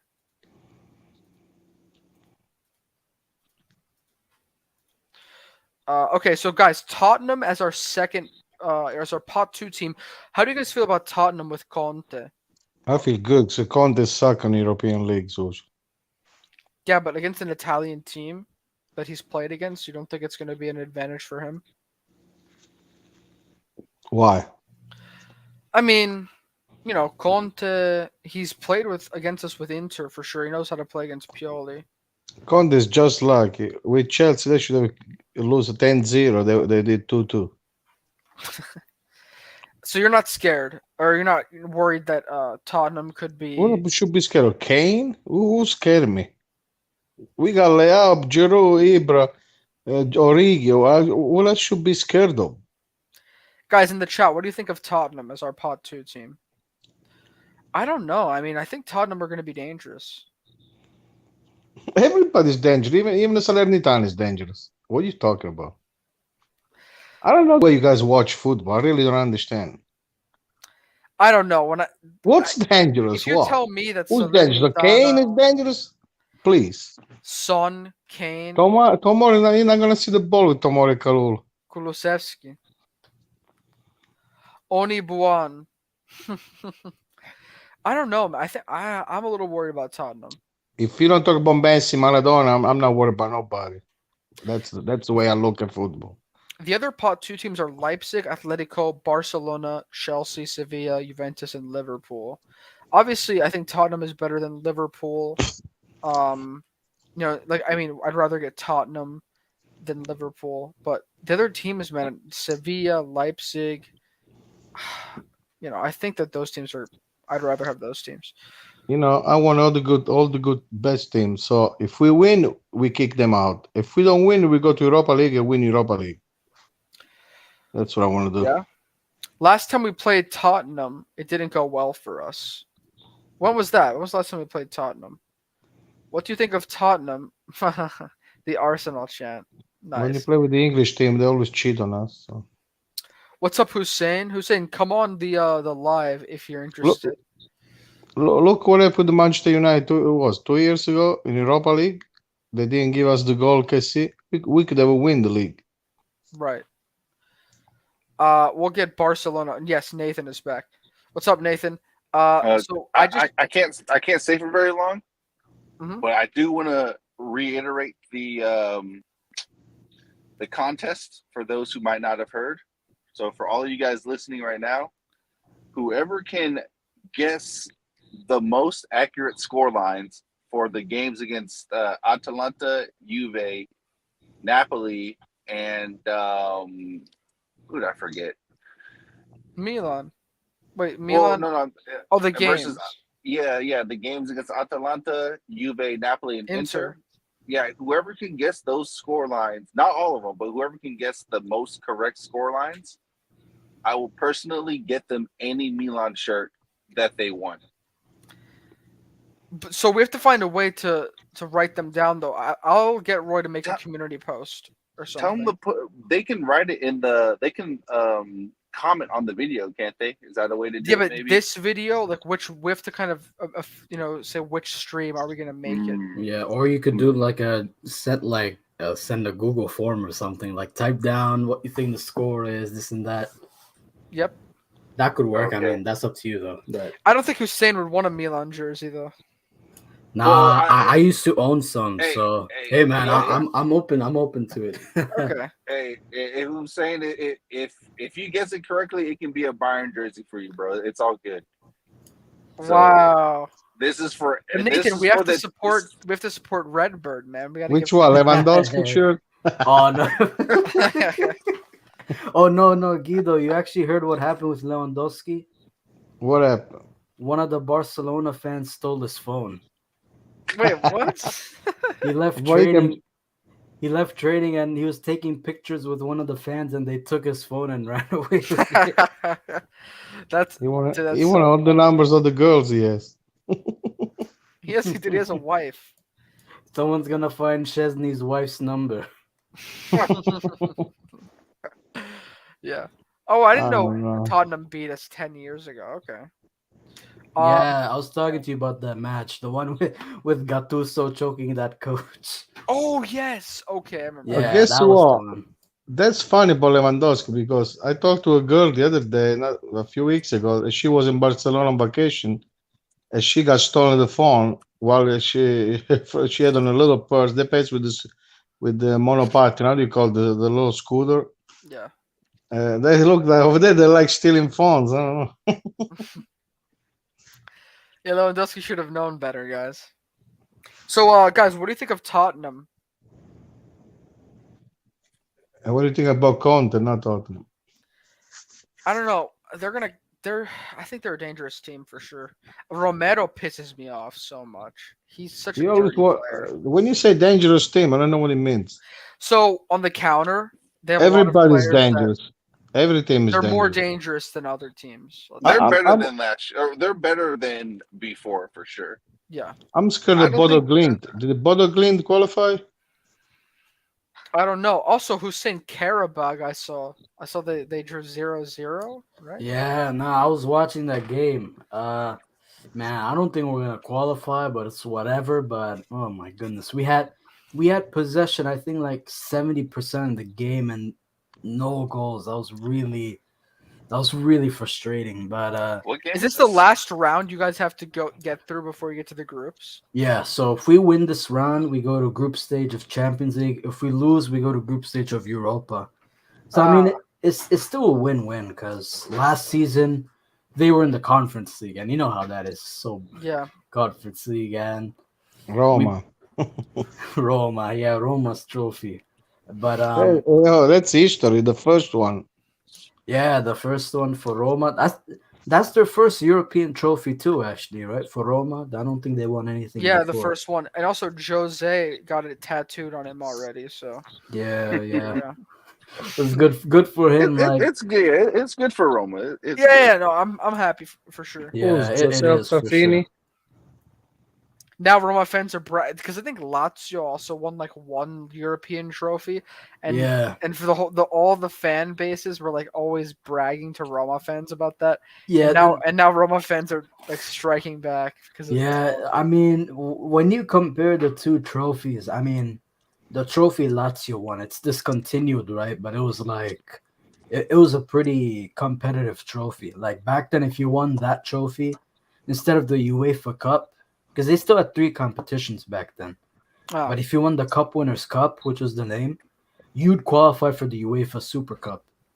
So you'd play against the Champions League winner, but there was still a Europa League known as the UEFA Cup. But if you won that, then nothing happens. And maybe Guido will remember because Inter won like 3 UEFA Cups in the 90s, but nothing happened. Like it was just some silverware for them. Yeah, we never won.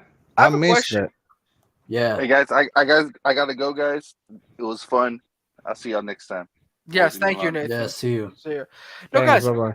I wanted to ask you guys like about how those used to work, and also how do you guys rate like the Super Cups? Because I know it's like the winner of the Champions League now versus the winner of Europa League. But do you guys like actually like how much do you guys value those trophies? Those are money maker trophy. Yeah. That's I don't the, value them. I don't value them that highly, but some people. Listen, Milan. Guess what? Milan. We won the Super Italian Cup against Juventus, and we didn't win anything. We didn't win Italian Cup. We didn't win Italian League. How the heck we played the Super Cup? And we beat them. We beat them. Wasn't it Donnarumma? 2016. Was Donnarumma, right? No, Montella was the coach. Yeah, and you had Locatelli, Pasalic, and all these guys. I still remember watching that game. And Pasalic. You watched that game. Guess what? How can you win a cup that you didn't win anything? Yeah, it's like, oh, Juve won both trophies. Okay, they should have given to Juventus because we didn't win anything. Yeah, Juventus ruined the city, man, for 10 years. You know what though? Even that year though, because I think Juve they won the Coppa Italia, but it was like 1-0. Honestly, I think Milan should have won it, but it was just bad luck on their side. But that's just how football is, man. You know what? Even during that banter era, Milan could have come out with 2 or 3 trophies, but yeah, you guys just had bad luck, honestly. Guys, this year, Liverpool. this year we're gonna win the quadruple. So. Guess what? Roma. We talk about Roma. Roma. They're supposed to win the Champions League with Liverpool. I forgot it was 1985 maybe. Roma was an unbelievable team. At the final was in Rome. Ancelotti was playing with Roma. Falcao, Brazilian. Tonino Cerezo. Pruzzo, Roberto Pruzzo. I think it was the German player too. I forgot the left back. I forgot. So Roma was unbelievable team, and they couldn't Yeah. win the Champions League final in Rome versus Liverpool again. Those bastards. Yeah, they won on penalties as well, so it's 1-1. But The final was in Rome. yeah, You're like a history book. Yeah. The Roma team was unbelievable, man. yeah. Hussein, be honest.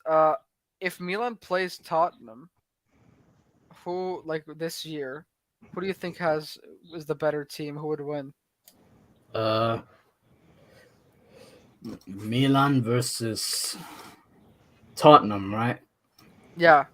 Hmm. I mean, we're talking about Conte in European matches. I think, no We killed disrespect to them. Conte. No disrespect to Conte. I mean, he's a good league manager, but I feel like European ties, he's very weak. I don't know why. I know why. It's the Juventus DNA. Let's be honest. Juventus DNA. Um, He played defense. That's why. yeah, yeah. I think Milan would win, and I just feel like you know what it is, Antonio. It's the fact that even though Tottenham's playing well now, I just feel like their defenders are not good enough for the team in the long run. You know what I mean? Like players like Eric Dyer, like he's doing good now, but I feel like he's not that kind of player you want on the pitch in a big game like against Milan. When you have pacey wingers and good midfield, I think he'd get very overwhelmed by all the overloads, and he's gonna have to come out of his position. Yeah. But yeah, that's why I think Milan would win. I just think offensively they're very good, defensively solid, better midfield as well. Tottenham's midfield, like they have good players, but they're inconsistent. Like Bentancur, Højbjerg, they're good players, but they're just way too inconsistent. So yeah, that's why I'd give it to Milan. And also it's a battle of the French goalkeepers, and we know who's better between Magnon and Lloris. Yes. Magnon is like clear, man. I mean, it's again, I'm not trying to make fun of or put down Lloris. He's a good player. He's a good servant, a captain as well. But we could tell, like when we see him play, we could tell, like, oh, time is ticking on him. Yeah. I will say though, with Tottenham, that's a good point. Their defense and midfield on paper aren't the most impressive. Their attack, their front three looks impressive. Yeah, I don't know if it's the fact that we haven't played them yet, like recently, but when I look at their attack, I'm thinking like, okay, I know that they have some good players, but I feel like our defenders could easily could stop them. I mean, at least Hernandez on Kulusevski would easily. I think we've seen that in the Serie A. Hernandez shut him down. Kane We against killed them. Tomori and Kalulu, man, it's gonna be tough because they're much faster than him. Son is gonna be dangerous against Calabria. I think that's the problem. That's the issue. Without Son, Kane is like nothing. So if Milan were to ever play, Tottenham, the plan is going to be stop their two wingers and let Kane, do what he's trying to do. But yeah, no, like you said, I can imagine Theo Hernandez. He can defend against Kulusevski because I think as good as Kulusevski is, he still has some improvements he can make. Taking too many touches and whatnot while he's dribbling, for example, he could always put in an early cross, but he doesn't. You know what I mean? Like Theo can take advantage of things like that. But Son is the most dangerous player, though. Son is like, I mean, I feel like Son can beat a lot of right backs, especially because there's not that many good right backs anyway. So that's going to be a very difficult battle if Calabria were in that position. It's funny because my dad hates Harry Kane like with a passion. Yeah, I'll never like them. He's never rated Harry Kane. He suck. And while the English media would value him at like 200 million. Yeah. I will give you 500. 500 not to play. Just put him away. Just give you 500. 500 lira. Retire him. 500 to retire him. 500 pennies. But so you were saying? And I always forget what I want to say. I'm getting old.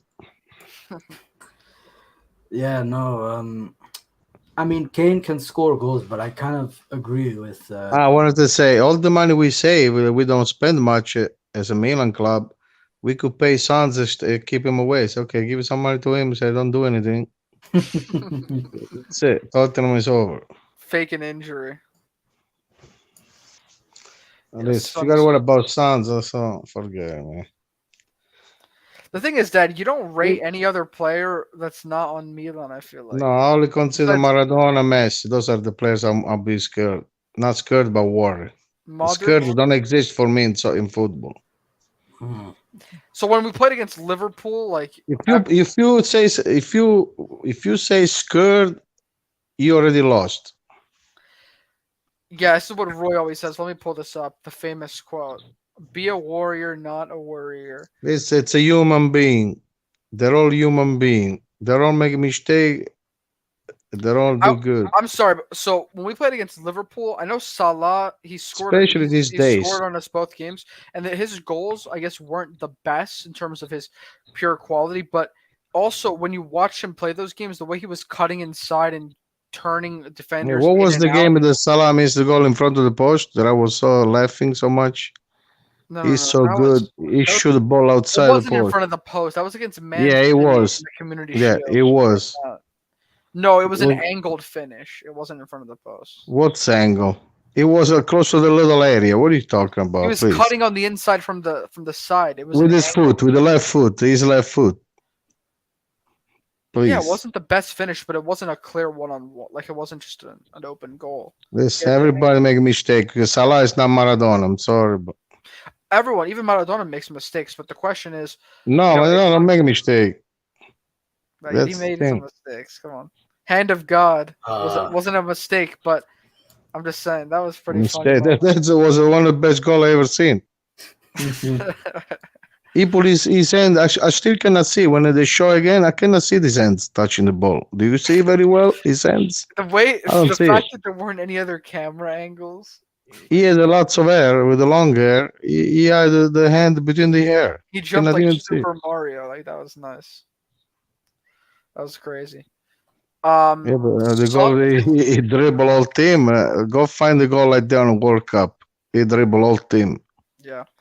Oni Buon, are you a Juventus fan? Because these comments, man, like we have so many Juventus fans here. It's yeah, amazing. I don't know where they have come from. Come on, Juve fans have their own channels. Come on, guys. I mean, one of the Juve channels is like 15, 20K subscribers. You guys could go there, but you guys come to the Milan channel. No, listen. I like the Juventus fans. I was but I'm saying- just- I was like saying this that- debate, so.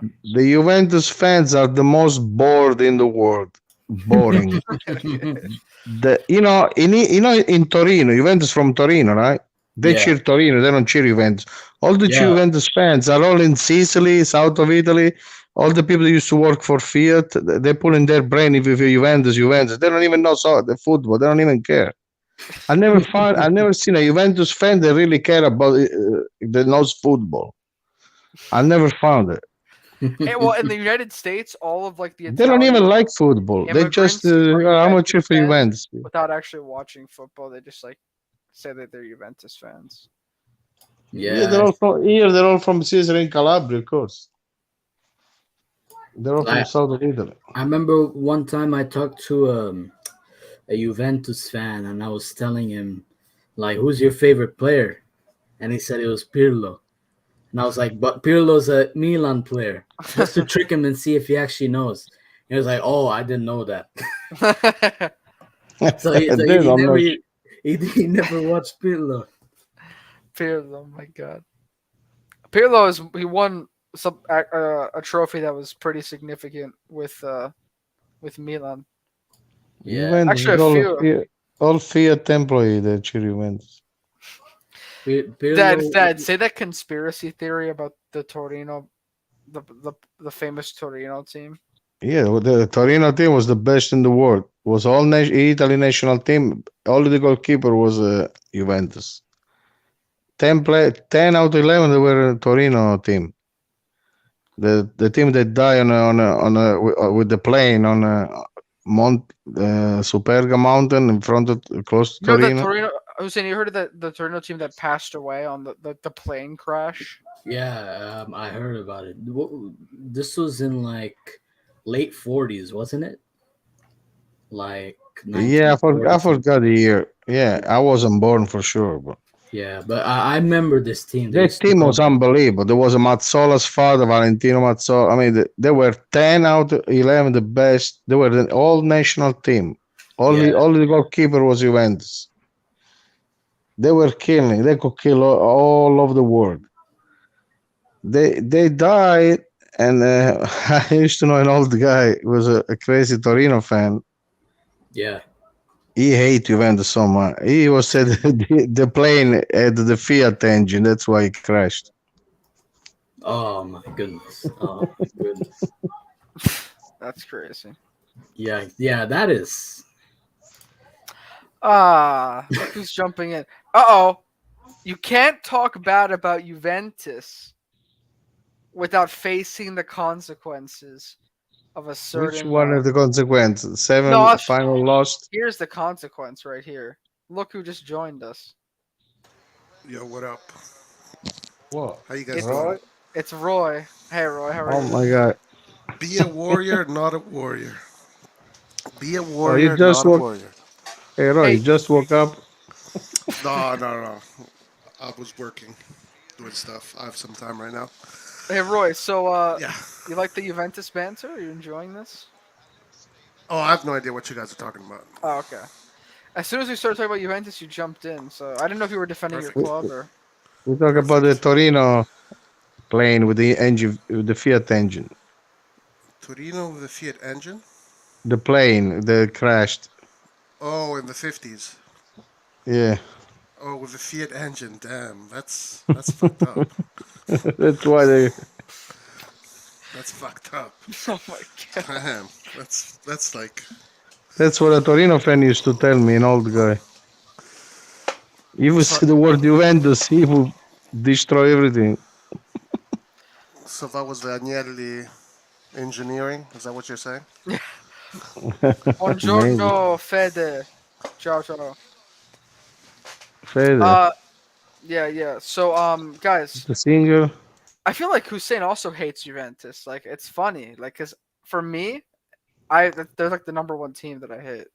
I don't hate any teams, by the way. I don't hate any teams. Wait, Antonio. I was a bit busy. What did you say about me hating something? No, you also hate Juventus, right?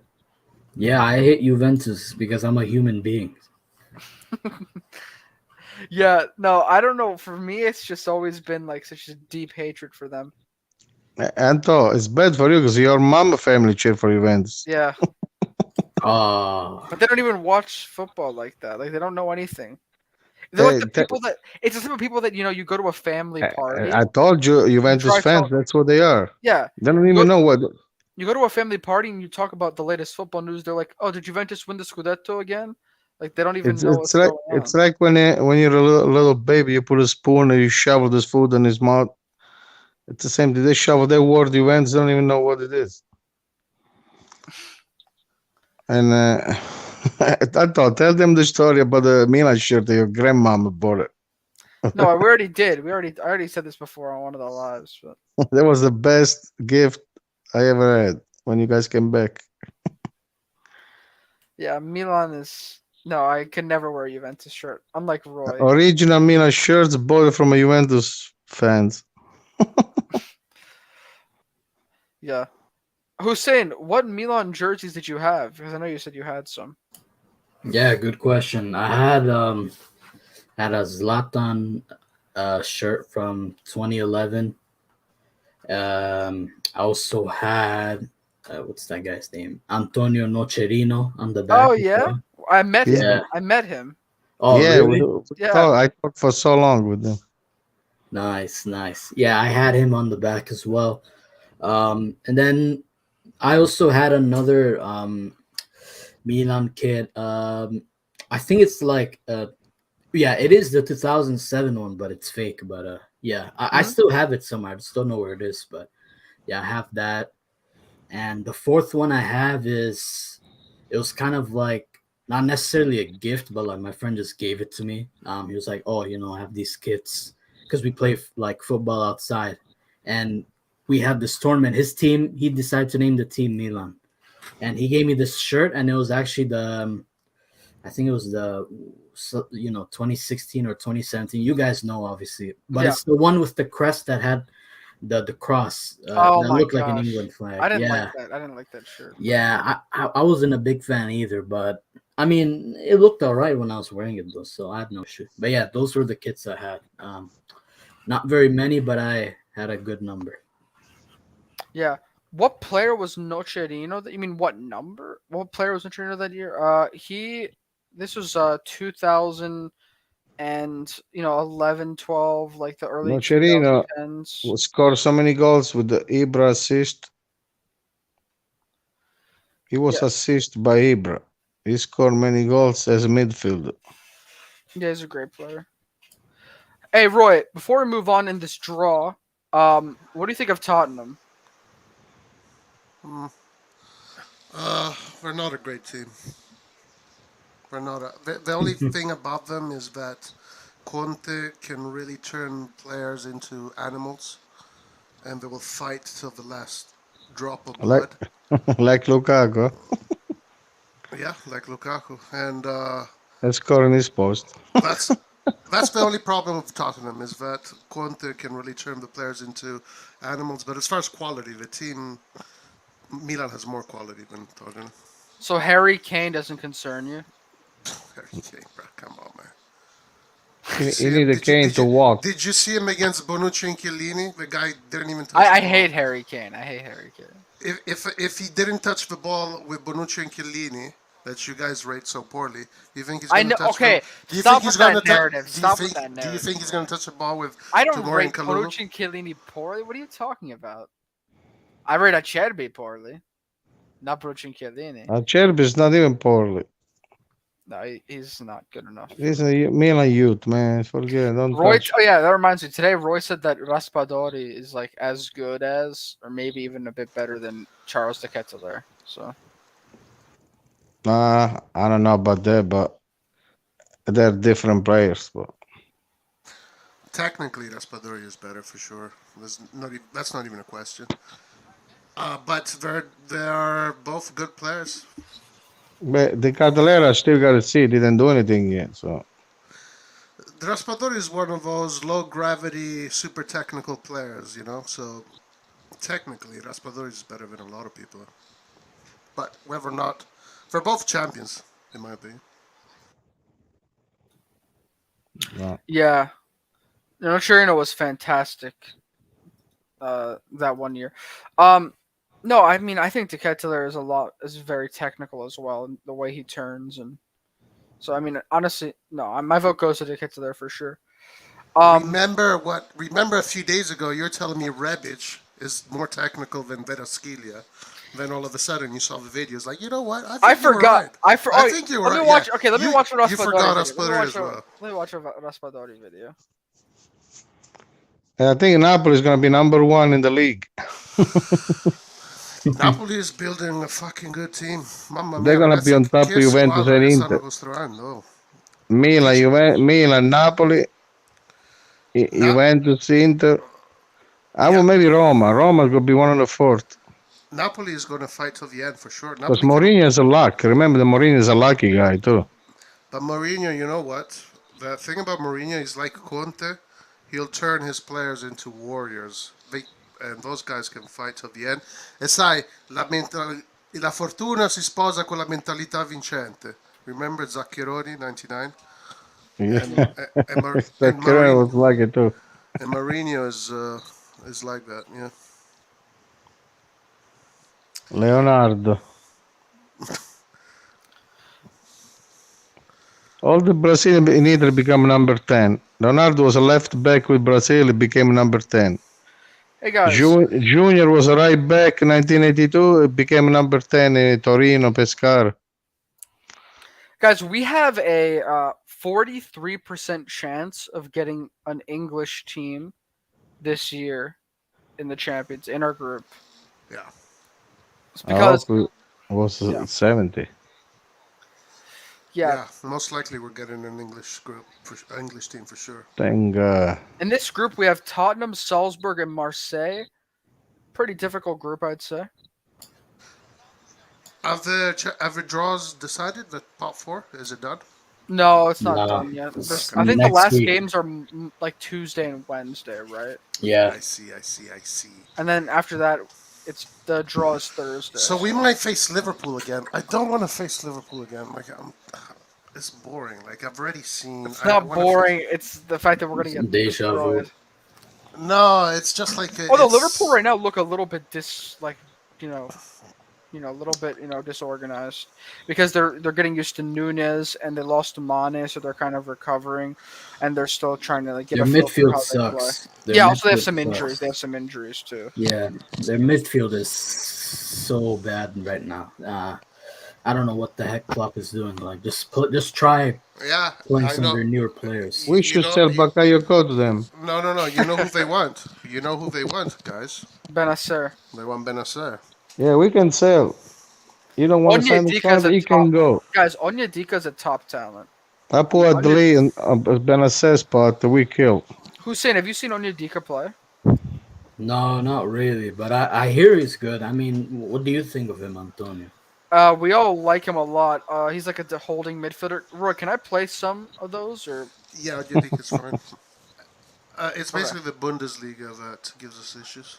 Okay, sounds good. Let me pull up some clips of Oniedika. Good old Bundesliga and giving everyone a problem. Yeah, that's right.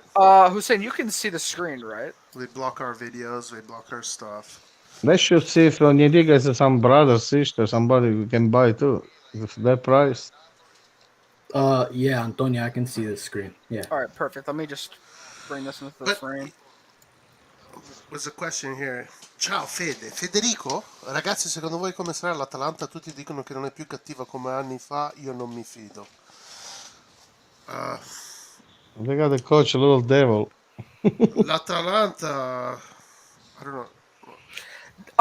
In terms of their whole season, I don't think they're gonna be super dangerous, but on any given day, they're a very tough team to beat. I think they have some problems. Guarda, ti rispondo in italiano.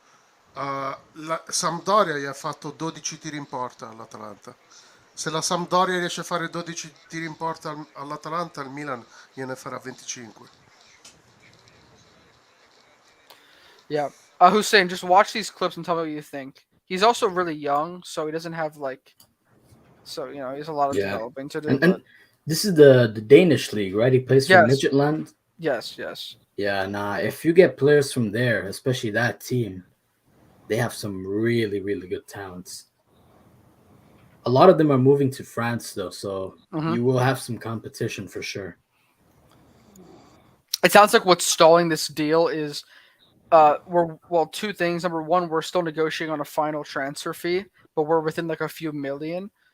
So it looks like we're gonna get him. But also, it's the fact that Midtjylland are getting a new coach or something, and they're waiting to see what he wants to do, in terms of replacing him. Nessun problema. Interesting. And he's like what, 20, 21 or something? 21, yeah. Not bad. Yeah, he's very active on the ball. Yeah, I can see it. Looks really good so far. Yes, this guy. Hey, Dad, did you fall asleep? Maybe.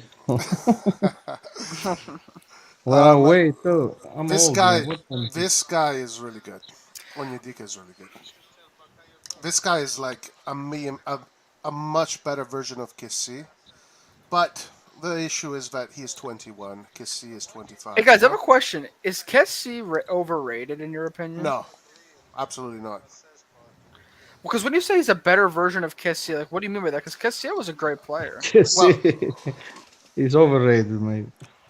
Kessie is not overrated because, as far as personality goes, he's got a lot, and he can command a midfield. But as this guy is pretty much very similar in the position, but in his aggression and the way he uses the body is very, very similar to Kessie. I think even better. But Plus, he wants less. He wants less money. That's a good thing too. he wants less money. But on the ball, this guy looks 10 times better than Kessie. Like This guy Kessie, never got injured. We played We all should life. we should add a clause with our this guy- contracts that stops them from like asking for agent commissions or something like that. and this guy never gets injured, just like Kessie. So if we get this here, it's maybe even better than getting Sanchez. Even though Sanchez would have been better for right now. Sanchez is not the same position. He goes up. Yeah, This guy's better than Sanchez for what we need. Yeah. yeah. No, I agree. I agree with you. That's a good, yeah. Yeah, I really like him so far. It looks like Sì, questo è forte, ragazzi. Questo è veramente forte. it's like a ball-winning midfielder. We like should how get he a two. is. We should get another one like him and get rid of Benacer that you don't want to sign. Sell him for Make 50 it- million. That'd be nice. Shit, they're not gonna give you 50 million.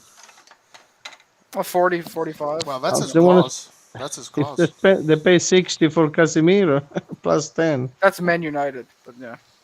I know. Same Just country. because his name is Casemiro, they're gonna spend that What much money. Romario Douglas says is 100% correct too. Oniedika is just ahead of Kessie at this age. I don't think Kessie looked this clean. So true. Even though I saw the talent in Kessie right away, but not like this. I watched some Verona play, and I like Tamez on Verona. The thing about Thomas is that he's 38. Yeah, Or no, he's just 28. 28. Yeah, Tw- yeah. 28, No, I 29. obviously I prefer Oniedika, but Oniedika is cheap, 9 million. He's super good. he's better. He's more defensive and he's strong He's too. more so defensive. then, The only thing about him is that you have to develop the player. Like yeah, because will he be able to do this? In the Serie A right away? I think there's a little bit of growth. But why not? well, the thing Because- is this. He can. He can. No, Listen, he's not Pirlo. The position he plays in front of the defense is not that much like a Casemiro.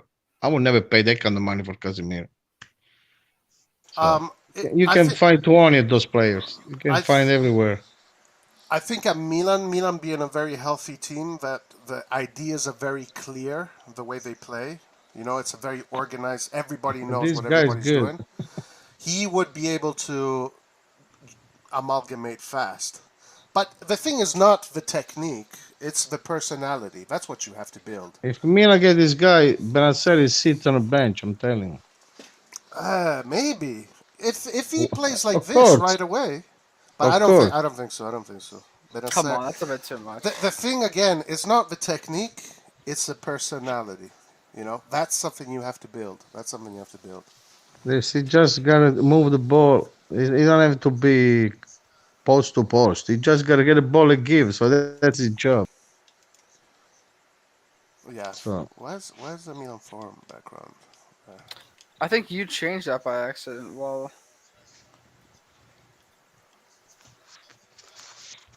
Oniedika. We Oniedika, gotta buy all the Oniedika, tutti cazzi. Yeah, tutti Dick. and cool. Remember that guy? We got cool and Dick. We should buy the Torino player. Where is it? In We Cool. almost had Kalulu, Mete, and Kulu.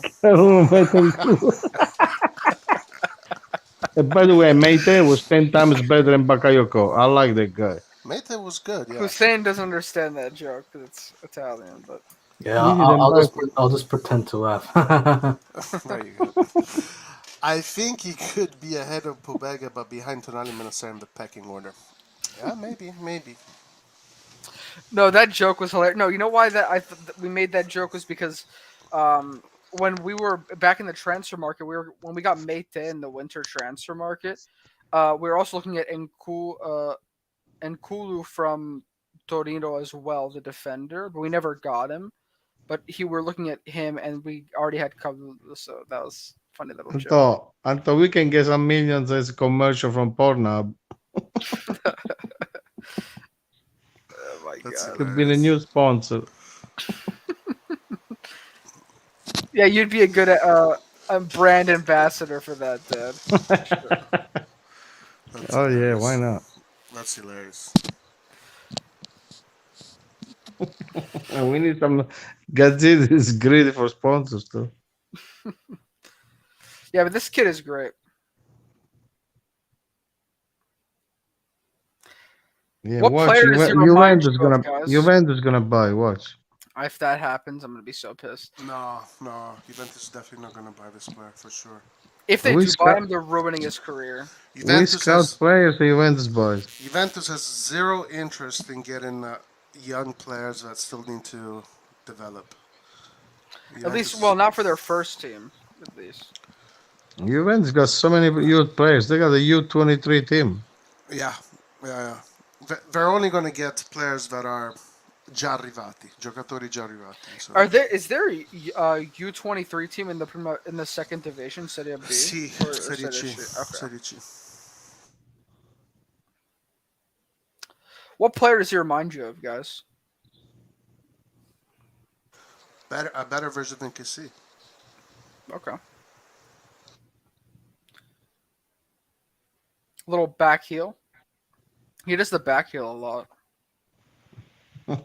He's pretty much what a lot of us wanted Kessie to be. You know, like this precise, this technical. Kessie's touch is not great. But I want to remind everybody that Kessie had the best statistics out of everybody, all our midfielders last year. Possession statistics. Not better than Veretout. Veretout was on the panchina. Yeah, but he scored 12 goals every year. Assists and goals. Yeah, he's a good penalty taker because... Even Kessie. So is Berardi. Yeah, that's right. Stat patters. Veretout went to Marseille, no? Yep. I heard that the Danish league doesn't rate him highly, but I don't know yet. Oh, sorry, my bad. Oh, that's all Yeah, right. did Marseille bought Malinowski? They're looking to get him in with a swap deal. They're making a lot of transfers this summer. Good, Malinowski, get rid of it. He's a weird player. That Lookman kid in Atalanta scored a nice goal in his debut. So he was a fourth player that had a debut that scored a goal. He goes under the fence and say, "Look, man." Very funny, then. Where are they guys from? Look, man, what the heck I is think that? he's English and Nigerian. Oh, he's English? Like, he plays for the English national team? No, he plays for the Nigerian national team. Yeah, but he's English. I think he came from like Leicester. Yes, he did. England got all these players that cannot win anything. What nationality is he? Nigerian, but also He doesn't even know. No. What team does he play for? England? Nigeria. Okay. Yeah, he plays for Nigeria, but he was born in England. Tomori could have played for Nigeria. Well, look, if from what I saw, he looked good. I mean, Oniedika and Lookman are two good players. Maybe Nigeria is going to have a good generation coming up. Who knows? Yeah.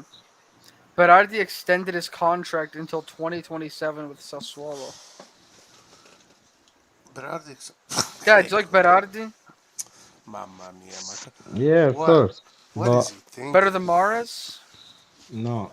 Oh, not this, man. Mahrez is another level, please. Thank you.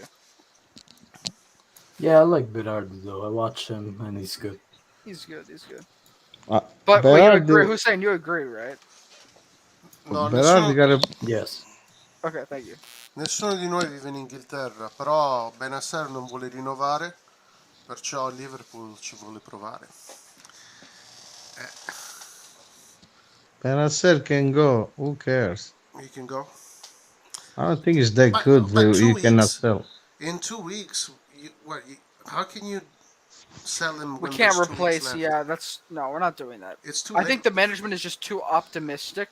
Give me 50 million. I'll sell right away. Even for less. But then you have to build the midfield in 2 weeks.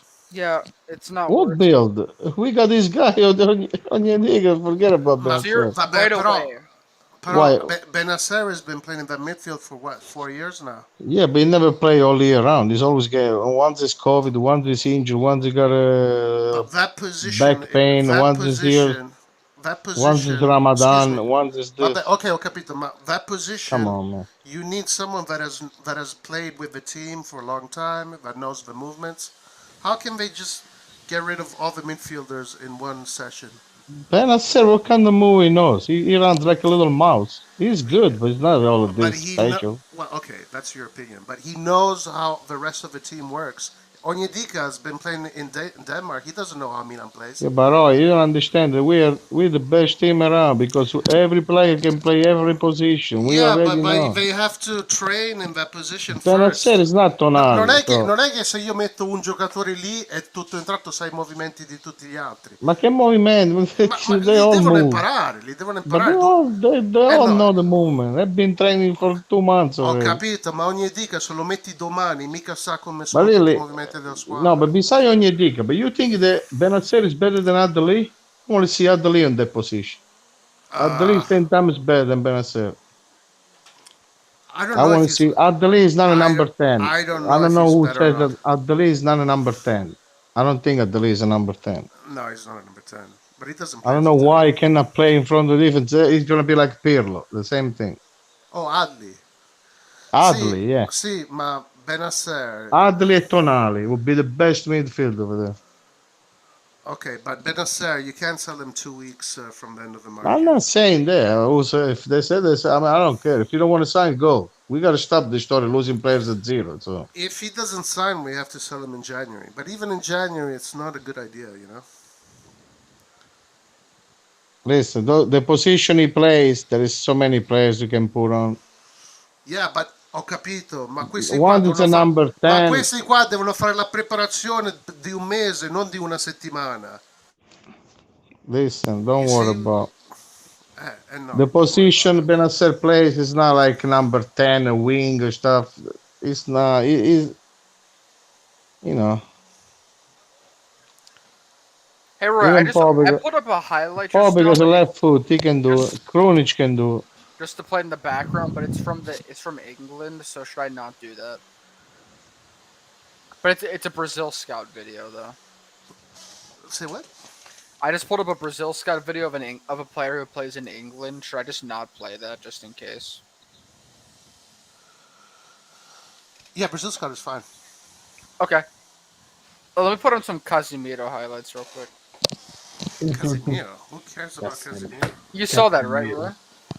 Oh wait, who's saying in Roy? What are your opinions on this deal? Waste of money. I agree. Not even waste of money. I just feel sad for Casemiro. Reality is gonna hit him very soon. No. Don't feel sad. He's going there just for money. You understand? He's going there. He knows. Oh yeah, no. He knows oh, what yeah. he's getting into. He knows that he's leaving Real Nah, Madrid. but that's the thing. If he knows what he's getting into, number one, media, man. English media is gonna be all over him if he screws It doesn't up. matter. He knows what his legacy If is. they give that kind of money, Ancelotti is gonna bring me by himself on his shoulder. Who make the difference? Who make the difference on a team is a Modric, a Kroos. Now Casemiro is good, but he don't make difference. You can put Oniedika, 10 times better. Modric and Cruz are the two geniuses. You put Oniedika with Modric and Kroos, they're gonna kill. That's what I was telling my friend. It's like I feel like if you had other defensive midfielders, you still win the Champions League. Doesn't have to be Casemiro. Yeah, but Casemiro, guys, is not l'ultimo arrivato. It's not like the. No, Yo, but he's not going Roy, to solve their Roy. problems. Casemiro, if you don't play Real Madrid, you know how many red cards he's gonna get? But the genius of that team is Cruz and Modric. That is a fact. Roy, with the change in Ali's diet and style of training, do you think Pioli's thinking of deploying him as a regista? Yes. He has all the qualities and characteristics of being a fantastic regista, Ali. And I think Pioli has found that out, and we're going to turn him into one. Also because maybe Benacer in January is not going to renew. Yeah. When Benacer contract expires? 2 years. 24? Yeah. Yeah, so if you don't sign it, they gotta start stopping this. You wanna go? Go. Give me the money. He pretend to make more than Teo Hernandez. Well, he played half season every year. He wants He to never make as much he as never Teo played a full year. He wants to make as much as Teo Hernandez. He never played a full year. Yeah, he's injury prone, that's true. Every year he got a problem. Once is a COVID. Once is a... Ramadan. Once is this, once is that. It's always something.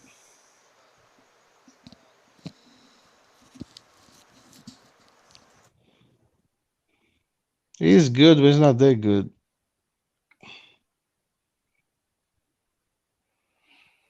I don't think he's worth 50 million. That would be a gift.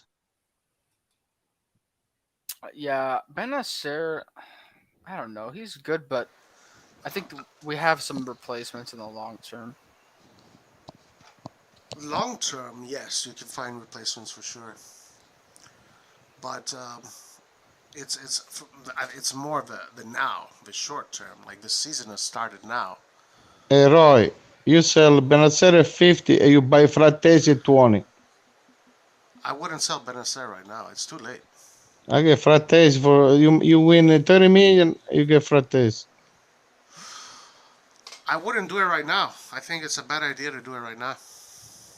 Apple at delete, forget about. We should have done it 4 weeks ago. Not now. Benacer is like literally. Pioli said that Benacer sarà uno dei giocatori che sarà nel centro del progetto. You don't want to sign. And he doesn't want to sign, right? Pio doesn't even know what's going on. Honestly, Cardinal is gonna sell him.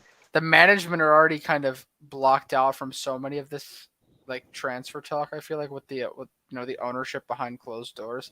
Imagine how little Pioli knows. Yeah, Pioli doesn't. I think he just thinks about the tactical side, and that's it. He doesn't concern himself with contracts and all that stuff.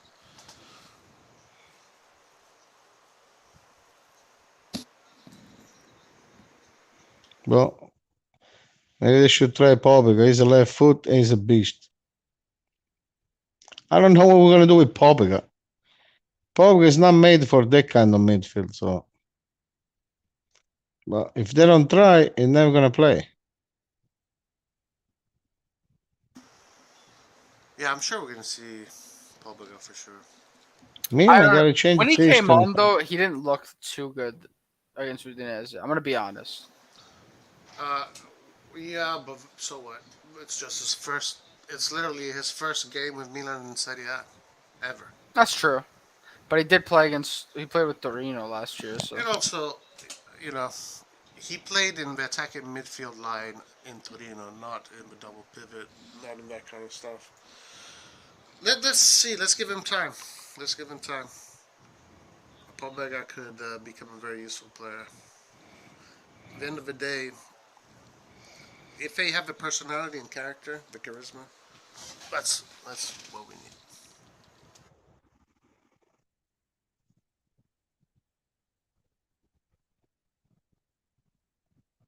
So, I guess another question: which team out of Barcelona, Chelsea, Tottenham, Liverpool, Leipzig, we'll also say Atletico Madrid, which of these teams would you want to get in your UCL group? Also, Hussein as well as a Bayern fan. I think I may have asked this a while ago, but kind of just asking you guys again based on what you've seen so far.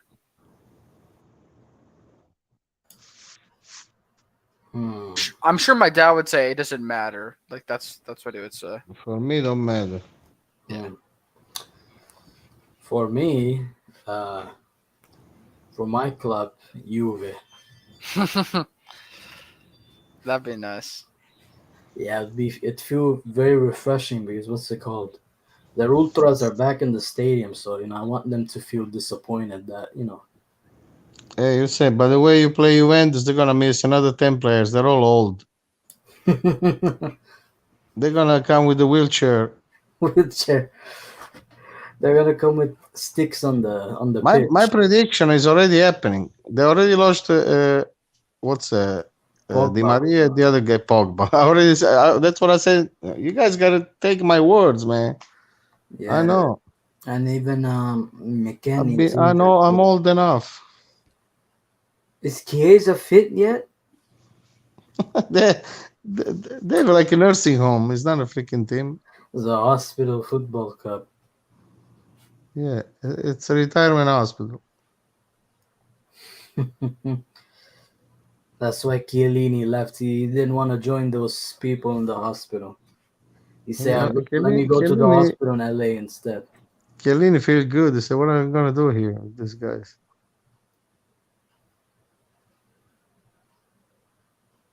Nah, but yeah, Antonio, for me, I mean, for my club, I'm fine with any team.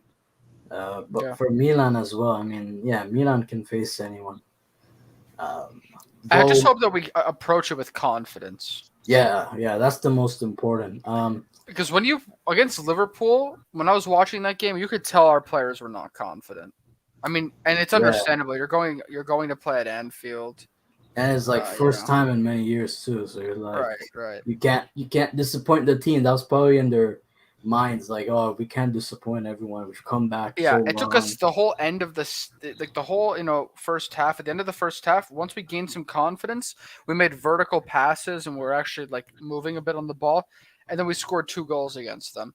Then in the Yeah. second half, they came out because like wanting to kill us because they're Liverpool and they can't lose.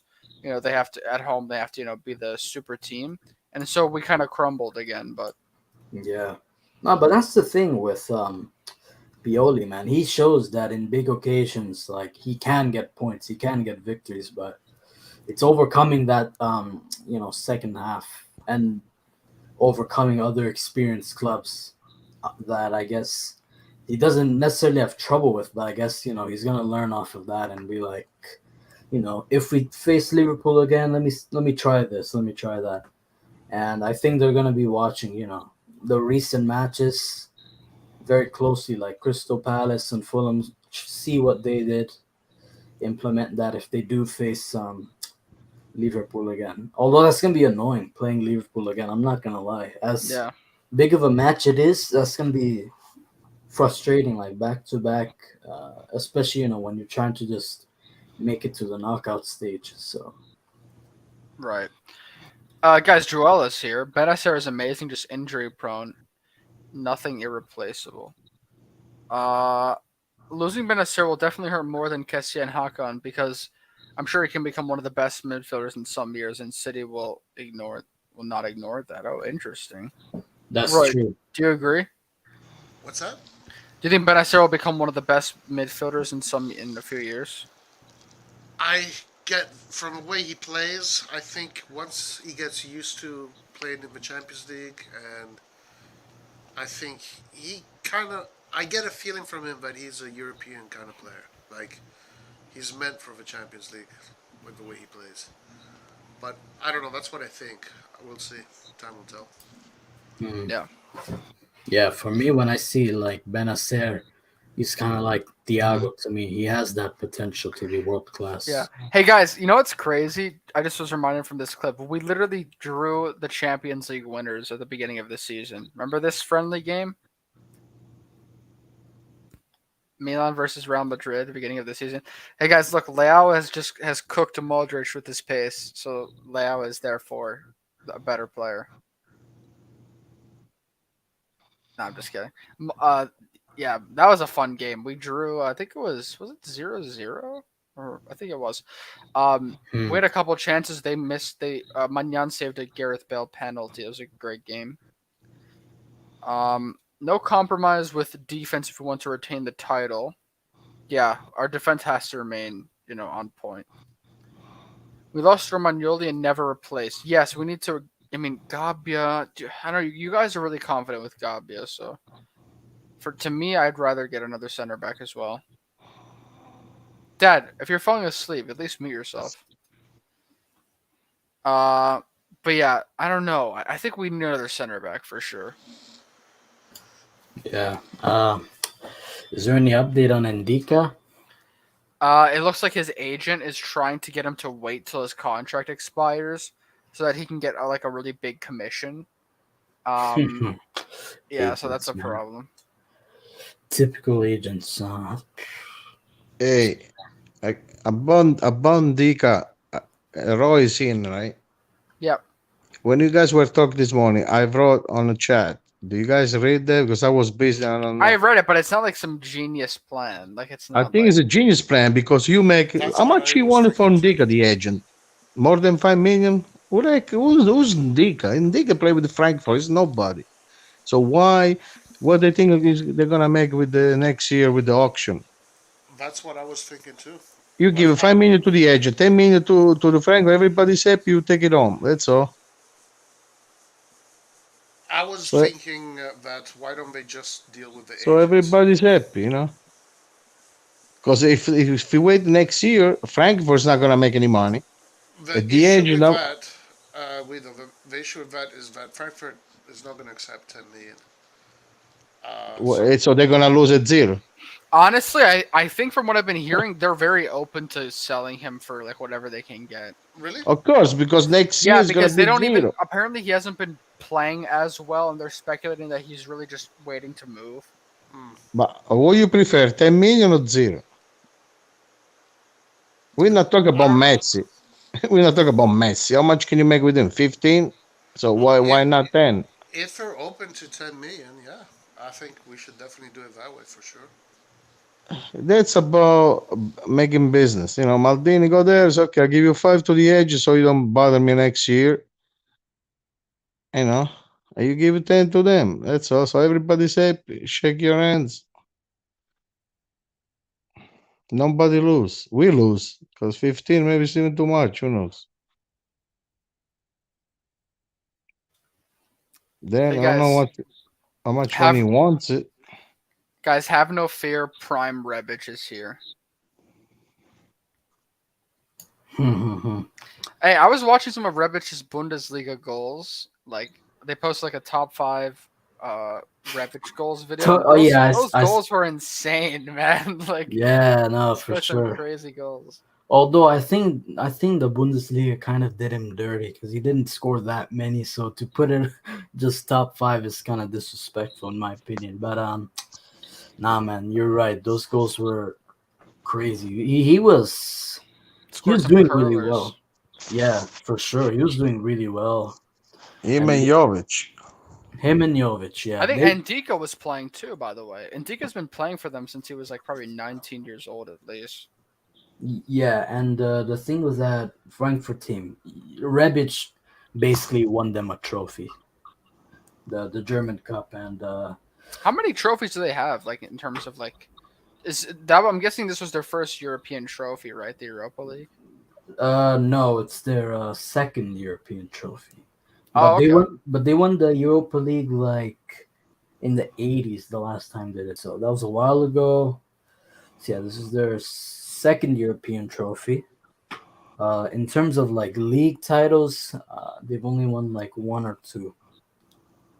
So yeah, I think it's like they have like 10 trophies in total as a club. Look at this goal, guys. Look at this Rebic goal. Oh yeah, this one was Lovely, good. lovely. Yeah, everyone on social media on Twitter, they're going crazy. Like, oh, look at this goal from Milan. Look at it from Rebic. Beautiful one to start. Yeah, that is nice. Porto give us such a hard time. These Portuguese teams are so annoying. Oh yeah, no, for sure. It's so weird because Portuguese teams, they have a lot of technical ability, but on big occasions they just prefer to defend. Yeah. Hey, Anto, the goal with Juventus from far away. That's what I like. What, the Porto goal or the Rebic No, goal? Juventus. Rebic, this is Rebic, the one where he like went with the inside When of he his scored foot. from And far away yeah, outside the area. he blasted it top corner. That was Yeah. so nice. Look at this Leao goal. Look at this Leao goal. What's yeah, Rebic is always good against Juve. Yeah, because Szczesny was provoking him. That's why. Wow. I don't know if you saw that. Like Szczesny was always talking crap on Rebic. Some weird like Balkan Eastern European beef that I don't want to know about. But yeah, that if Atalanta's kit, when you guys face them has some white color, then I think Rebic is gonna score a goal because he's gonna think it's Juve. Rebic is crazy. Yeah, but what a player! I like him a lot. Apparently, Leao wasn't doing well with Portugal. I believe we're gonna destroy Atalanta. I don't know. Yeah, you believe in a lot of things, Dad. Milan's too good this year.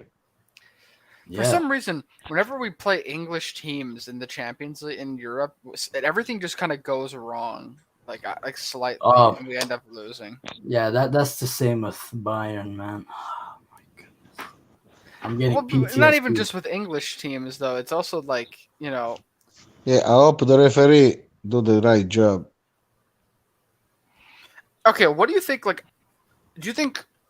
Since I think I didn't watch these games as well because I was busy during the school year for me. But when we played against Porto, another team that was difficult for us. How were they able to beat us technically? Like what were they? How were they playing that made them dangerous? Because they've been playing in the Champions League for 10 years, 20 years in a row. They've never been out of it. That's the only reason. Yeah, it's when you know how to play. Yeah, what about Atletico Madrid, Roy? Remember that Porto eliminated Juventus. Porto play good soccer. It's not because they play 20 years. They just play good together. That's all. Yeah, but in the Champions League, it's different. It's just different. Yeah, so Atletico Madrid, how long? They lost 2 final with Real Madrid, and we destroy them.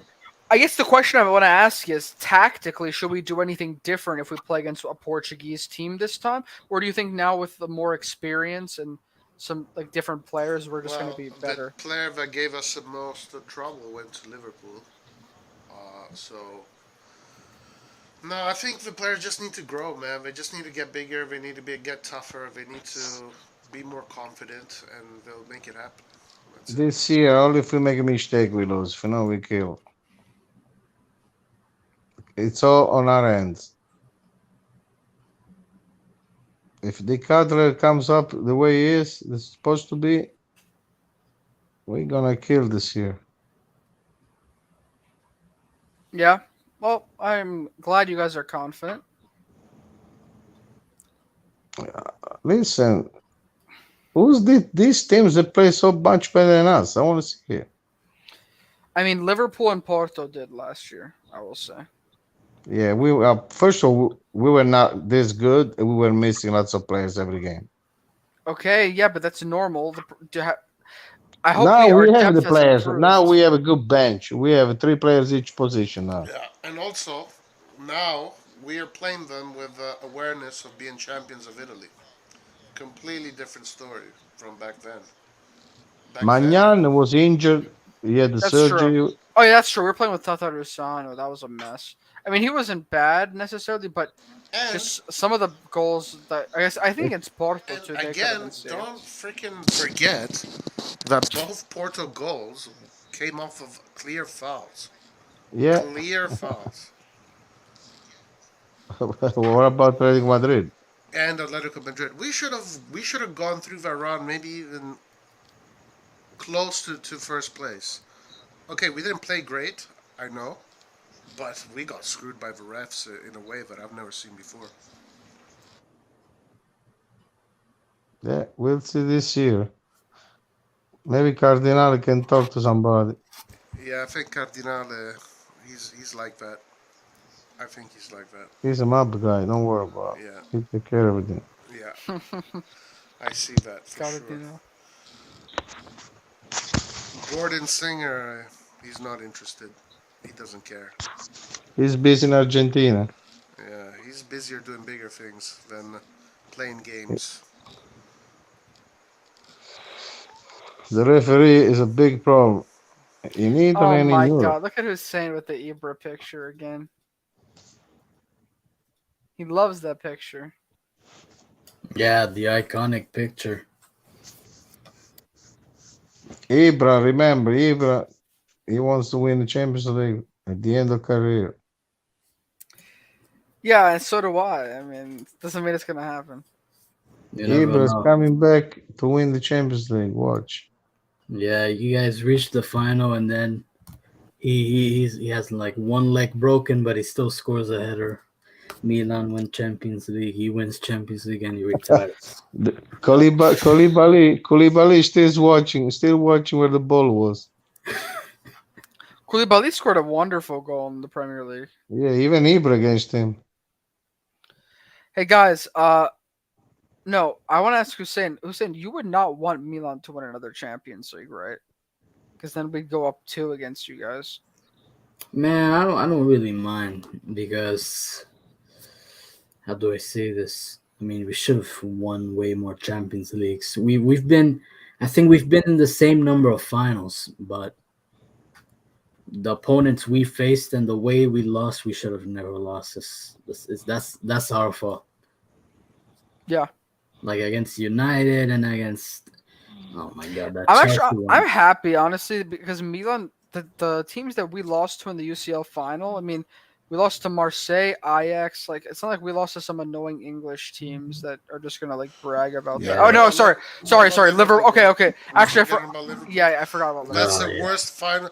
Well, maybe one thing that Bayern and Milan have in common is that we've both lost the worst finals ever in the history of the. Yeah, that's Okay, yeah, all right. I take that fucking back because for some reason my brain just had a mental lapse. Yeah, that is the worst UCL because final you loss you ever. guys you guys 3-0 at halftime and they come back, and for us we lost at our own home. Oh my fucking God. But we were the better team too.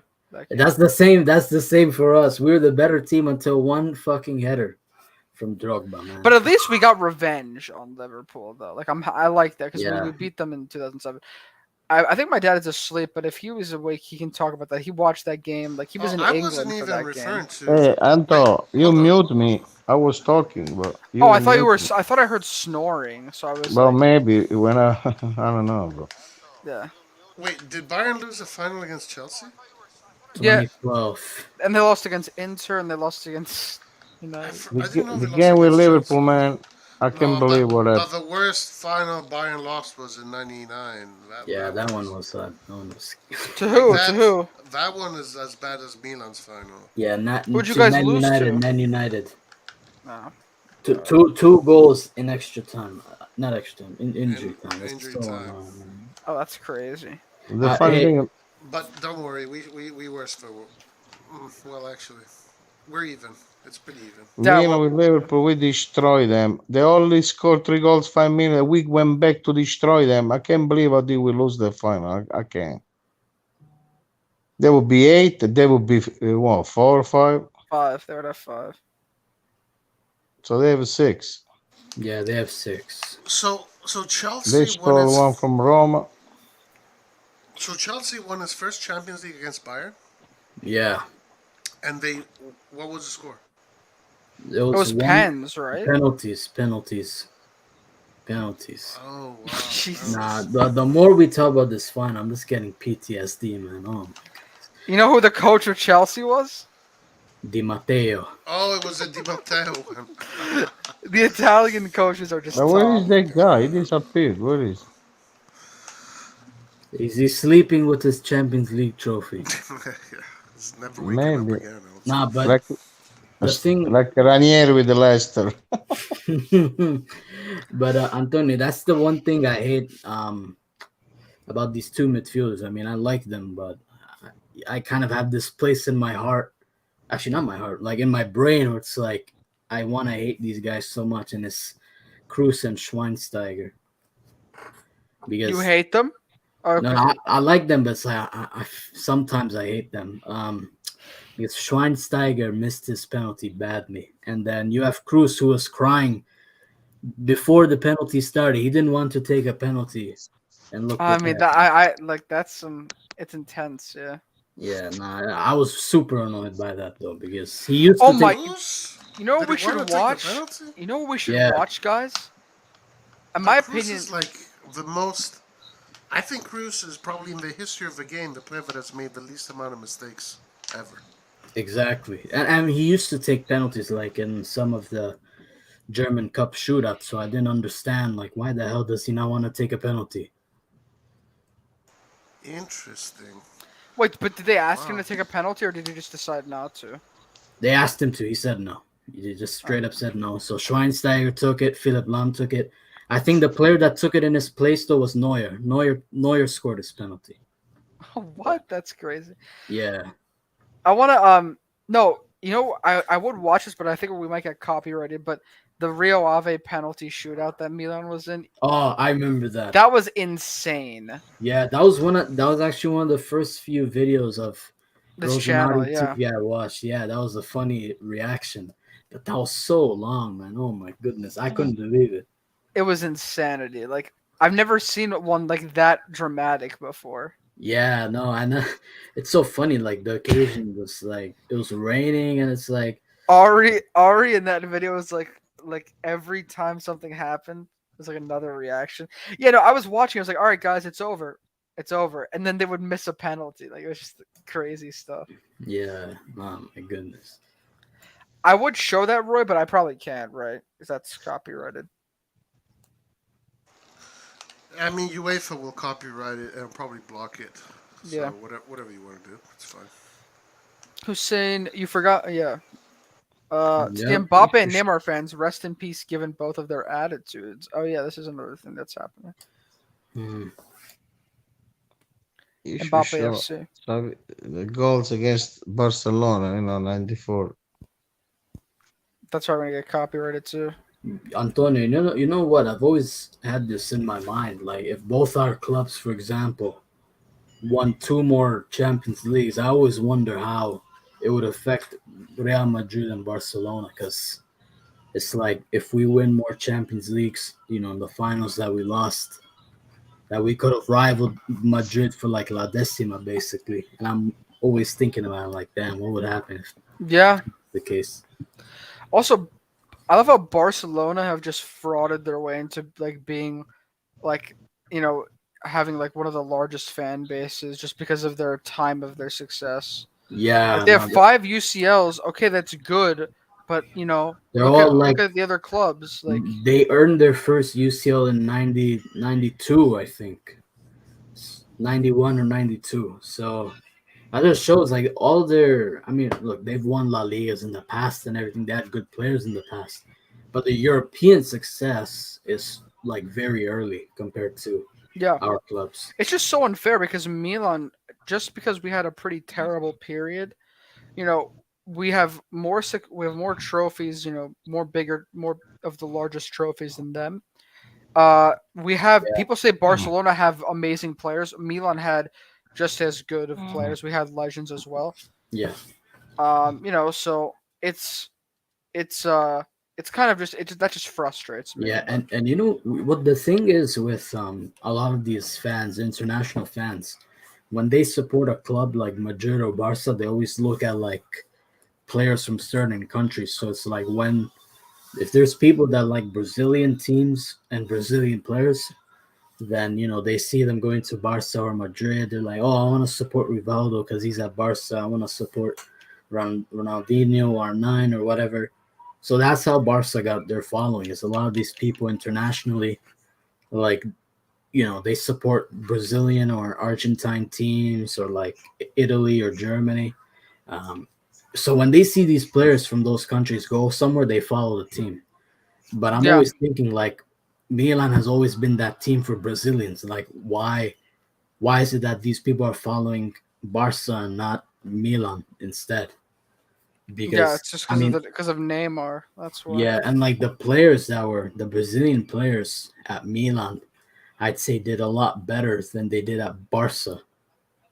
And it's the same with the Argentines at Inter, for example. Of course, I mean Messi is is something else, but I mean the other Argentines that were at Barca, they weren't that great. At Inter, that's like Argentina FC even now. Yet Argentinians they don't care about Inter as much as I would have expected. Like when I talk to some Argentines, they don't really talk about Inter at all. Yeah, for sure. Hey Roy, did you see? Do you remember if you watched the Milan training video? Because it was hard to understand what Magnan was saying, but I think he was talking about some technical goalkeeper stuff with the goalkeeper coach. Did you see this? Is that the one that he's referring to? Yeah, yeah, I did not. He was talking to one of the trainers. yeah. I don't. It was the volume was low, Yeah, but he was talking about some technical the aspects. volume was low, huh? It was hard to hear him, is what I'm saying. in the video. Yes. Interesting. Very interesting. Maybe because they don't want people to scout them out. But anyways, I think it's time to close because it's been a good stream and it's getting late and I'm gonna try not to go to sleep super, super late. Antonio, I have a question before you go. Yeah, go ahead. Who's your favorite player of Milan? And I'll ask you like two parts. One of them is all time, two is right now, and three of the banter era. Like, I want you to name the players you enjoyed from each era. Oh my goodness. Seedorf is my favorite midfielder. Just because he could do so many things. Yeah, for sure. But I can't really just choose one of all time, but I'll just say him because it's the first person that comes to mind. In recent year, right now, Magnan or Tomori, probably Tomori. I just love the way he plays. He's just so dominant. And then in the banter era, I like Carlos Bacca a lot. Yeah, I was thinking you might say Carlos Bacca. Yeah, I mean, let me think. There's some other good players too. I was just thinking back to that one goal. Was it Menez who scored that back heel goal? Jeremy Menez? Yeah, he remember that famous that back heel goal where he hit it around the goalkeeper, ran to the far post, and then just back heel chipped it up into the goal. It was so nice. Yeah, I think I remember some of that. It was against some Parma. I think it was against Parma. Yeah. Oh my god, remember Mexes? Yeah, Mexes Felipe Mexes. crazy yeah. Everyone always says Kevin Constant. That's like the biggest meme player. Oh, Kevin Constant. Oh my goodness. That guy was so random. His style and everything was so random. Yeah, for sure. Let me think who else. Man, the banter was terrible. It was so bad. I mean, how could we were spending money don't forget 92. Oh, is that that's not wait, is that El Shaarawy? Hold on, who's 92? Yeah, I think that might be El Shaarawy. I think it's El Shaarawy. Yeah, I mean, El Shaarawy is 92. I think that's what he's talking about. Yeah, El Shaarawy was interesting. Yeah, he always had some quality, but yeah, never really manifested. Unlike Hachi Mastur. That guy was just vibes, just dude. skills. You know what's funny? He posted a picture on his Instagram with Leao this year. Oh shoot! You see? Yeah, it's crazy. I think it was asking him a favor, hey man, I'm actually out of a club. You think you can get me a spot in the current roster? He's like, yeah, I want my revenge. I don't even think Mastur wants his revenge. I just think he wants the Scudetto medal to flex on Instagram. Yeah, so he says he's not a failure.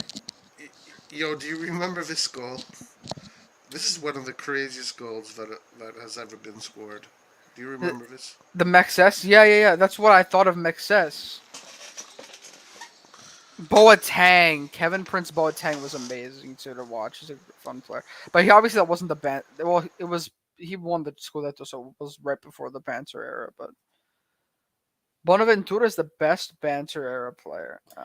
Yeah. Oh no, I was gonna say about Boateng, man. I really liked him at Milan. It was fun to watch. I think you guys remember his hat trick against Lecce. Oh my goodness. Oh my god! I remember his goals against Barca. Yeah, that guy tore them apart. It was so fun to watch.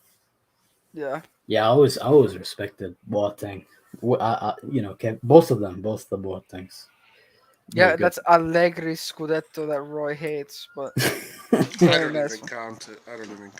Oh, he doesn't even count it. Roy doesn't count it, and then he counts Juventus's Calciopolo Scudetto. So Roy, if you guys do win a Scudetto and you get 2 stars, are you gonna have to put something it's actually in parentheses? No, Roy's gonna put a black and white patch over the star. No, it's 2 stars.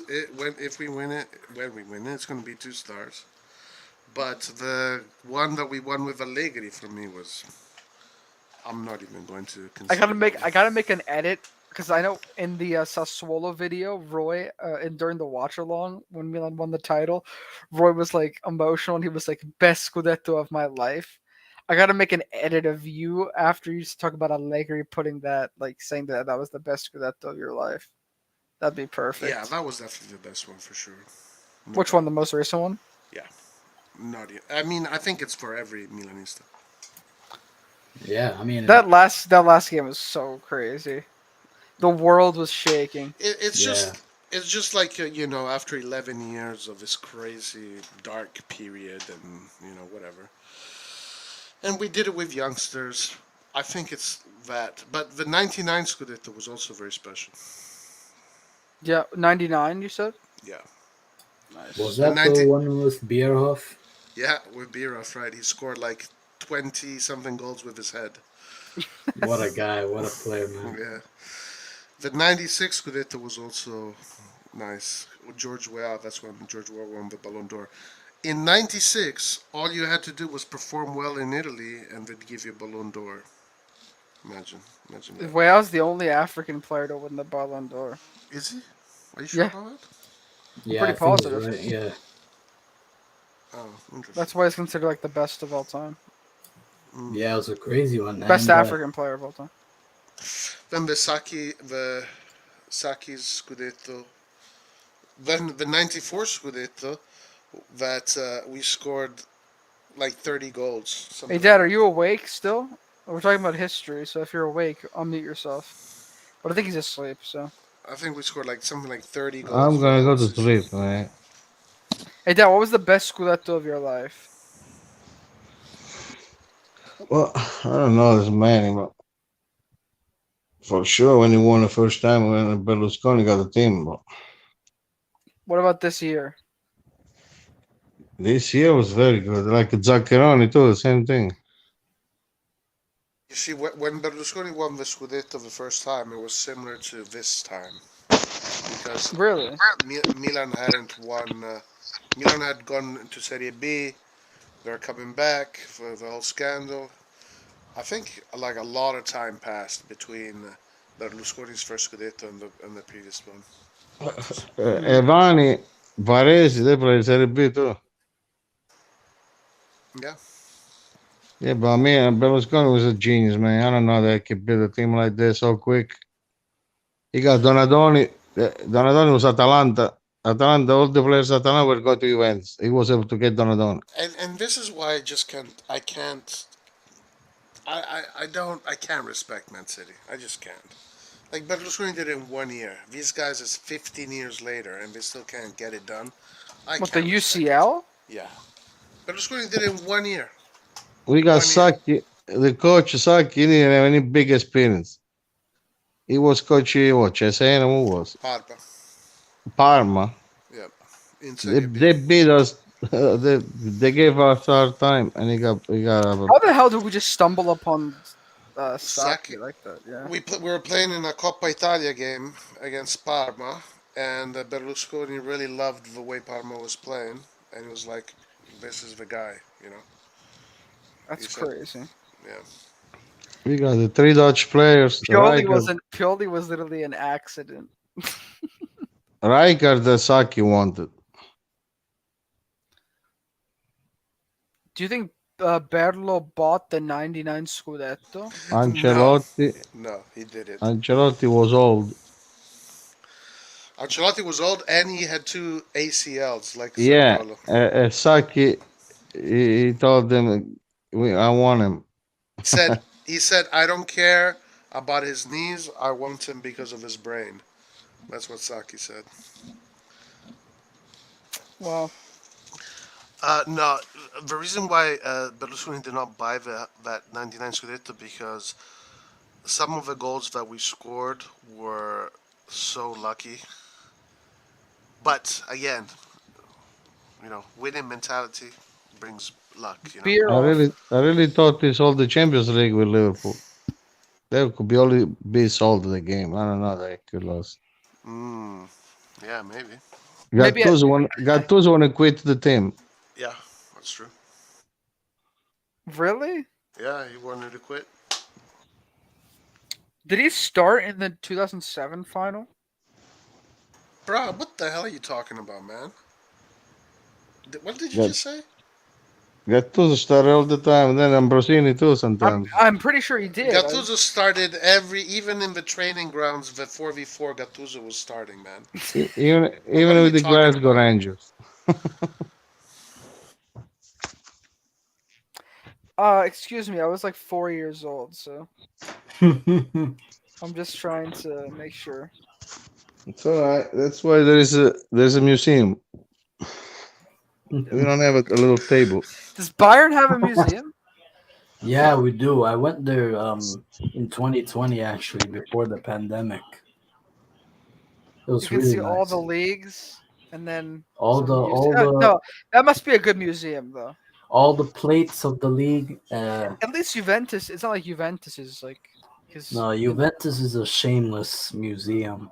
We no, in went, front of the museum they have like the 38 Scudetti, so even yeah, though they only won 36. No, but only they got a museum for all the final they lost. it's, it's separate from the main one. It's like Juventus Museum and Juventus Loser Museum. But Juventus and Inter, they should get together and make a museum together.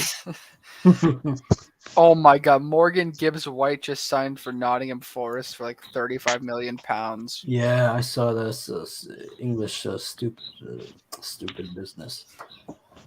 Oh yeah, but Antonio, the thing with the Bayern Museum is there's a lot of stuff to it. Not just Bayern oriented, but also German national team oriented. So it's very cool in that sense. There's always some like former player there at the same time. So that's pretty interesting. Rumenig. I wish I could meet him, but no, he wasn't there.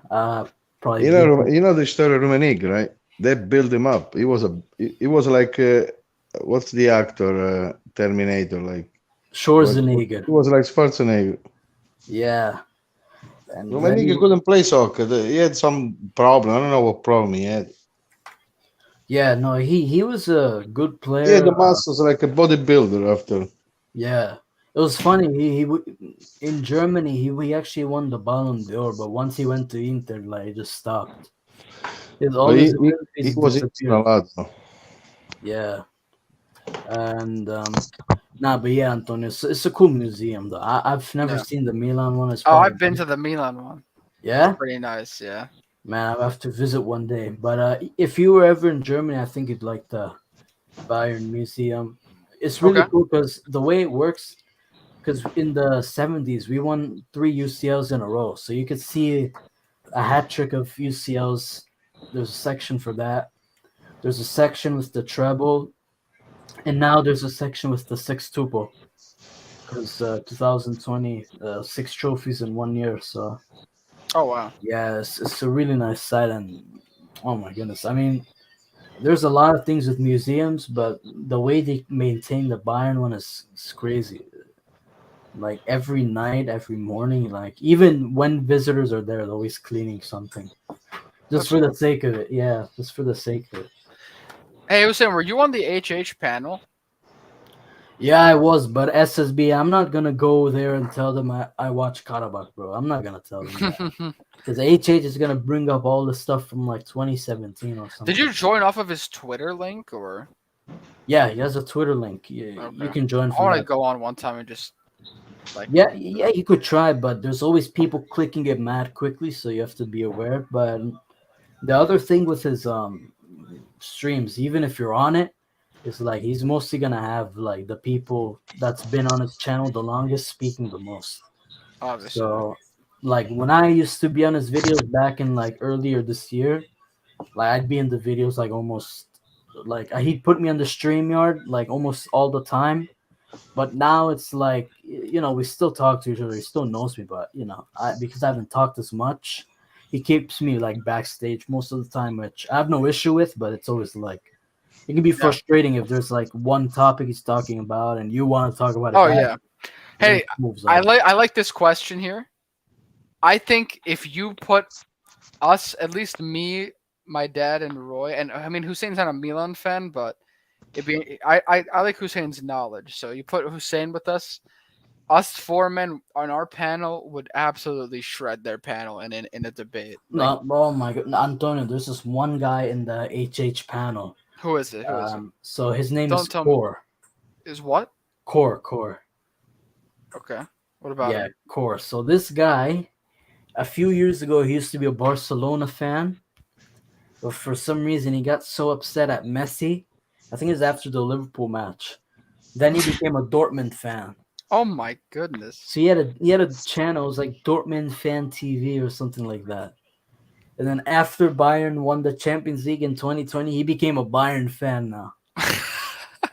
Oh wait, isn't there a PSG fan that goes on his panel? Yeah, PSG International. I hate that. I hate PSG fans. Hey, tell him to go with Salernitana fan. Salernitana is as big of a club as PSG. But the thing with that PSG International guy, Antonio, was that there was another guy behind that account, and both of them live in Sweden, actually. So, I mean, they're pretty nice when you talk to them, although they're kind of annoying at times, too, like with their opinions and stuff. But yeah, this one guy, his name was Ahmed. He was like the more rational PSG fan. You know, when you talk to him about anything, you know, he's very sensible, very nice to talk to. And the other guy, Mohammed, he's nice to talk to too. But this guy, I don't know, the stuff he does is so random. So he went to Paris recently, right? Yeah, my and he got a PSG kit, and instead of Messi, he got Pessi.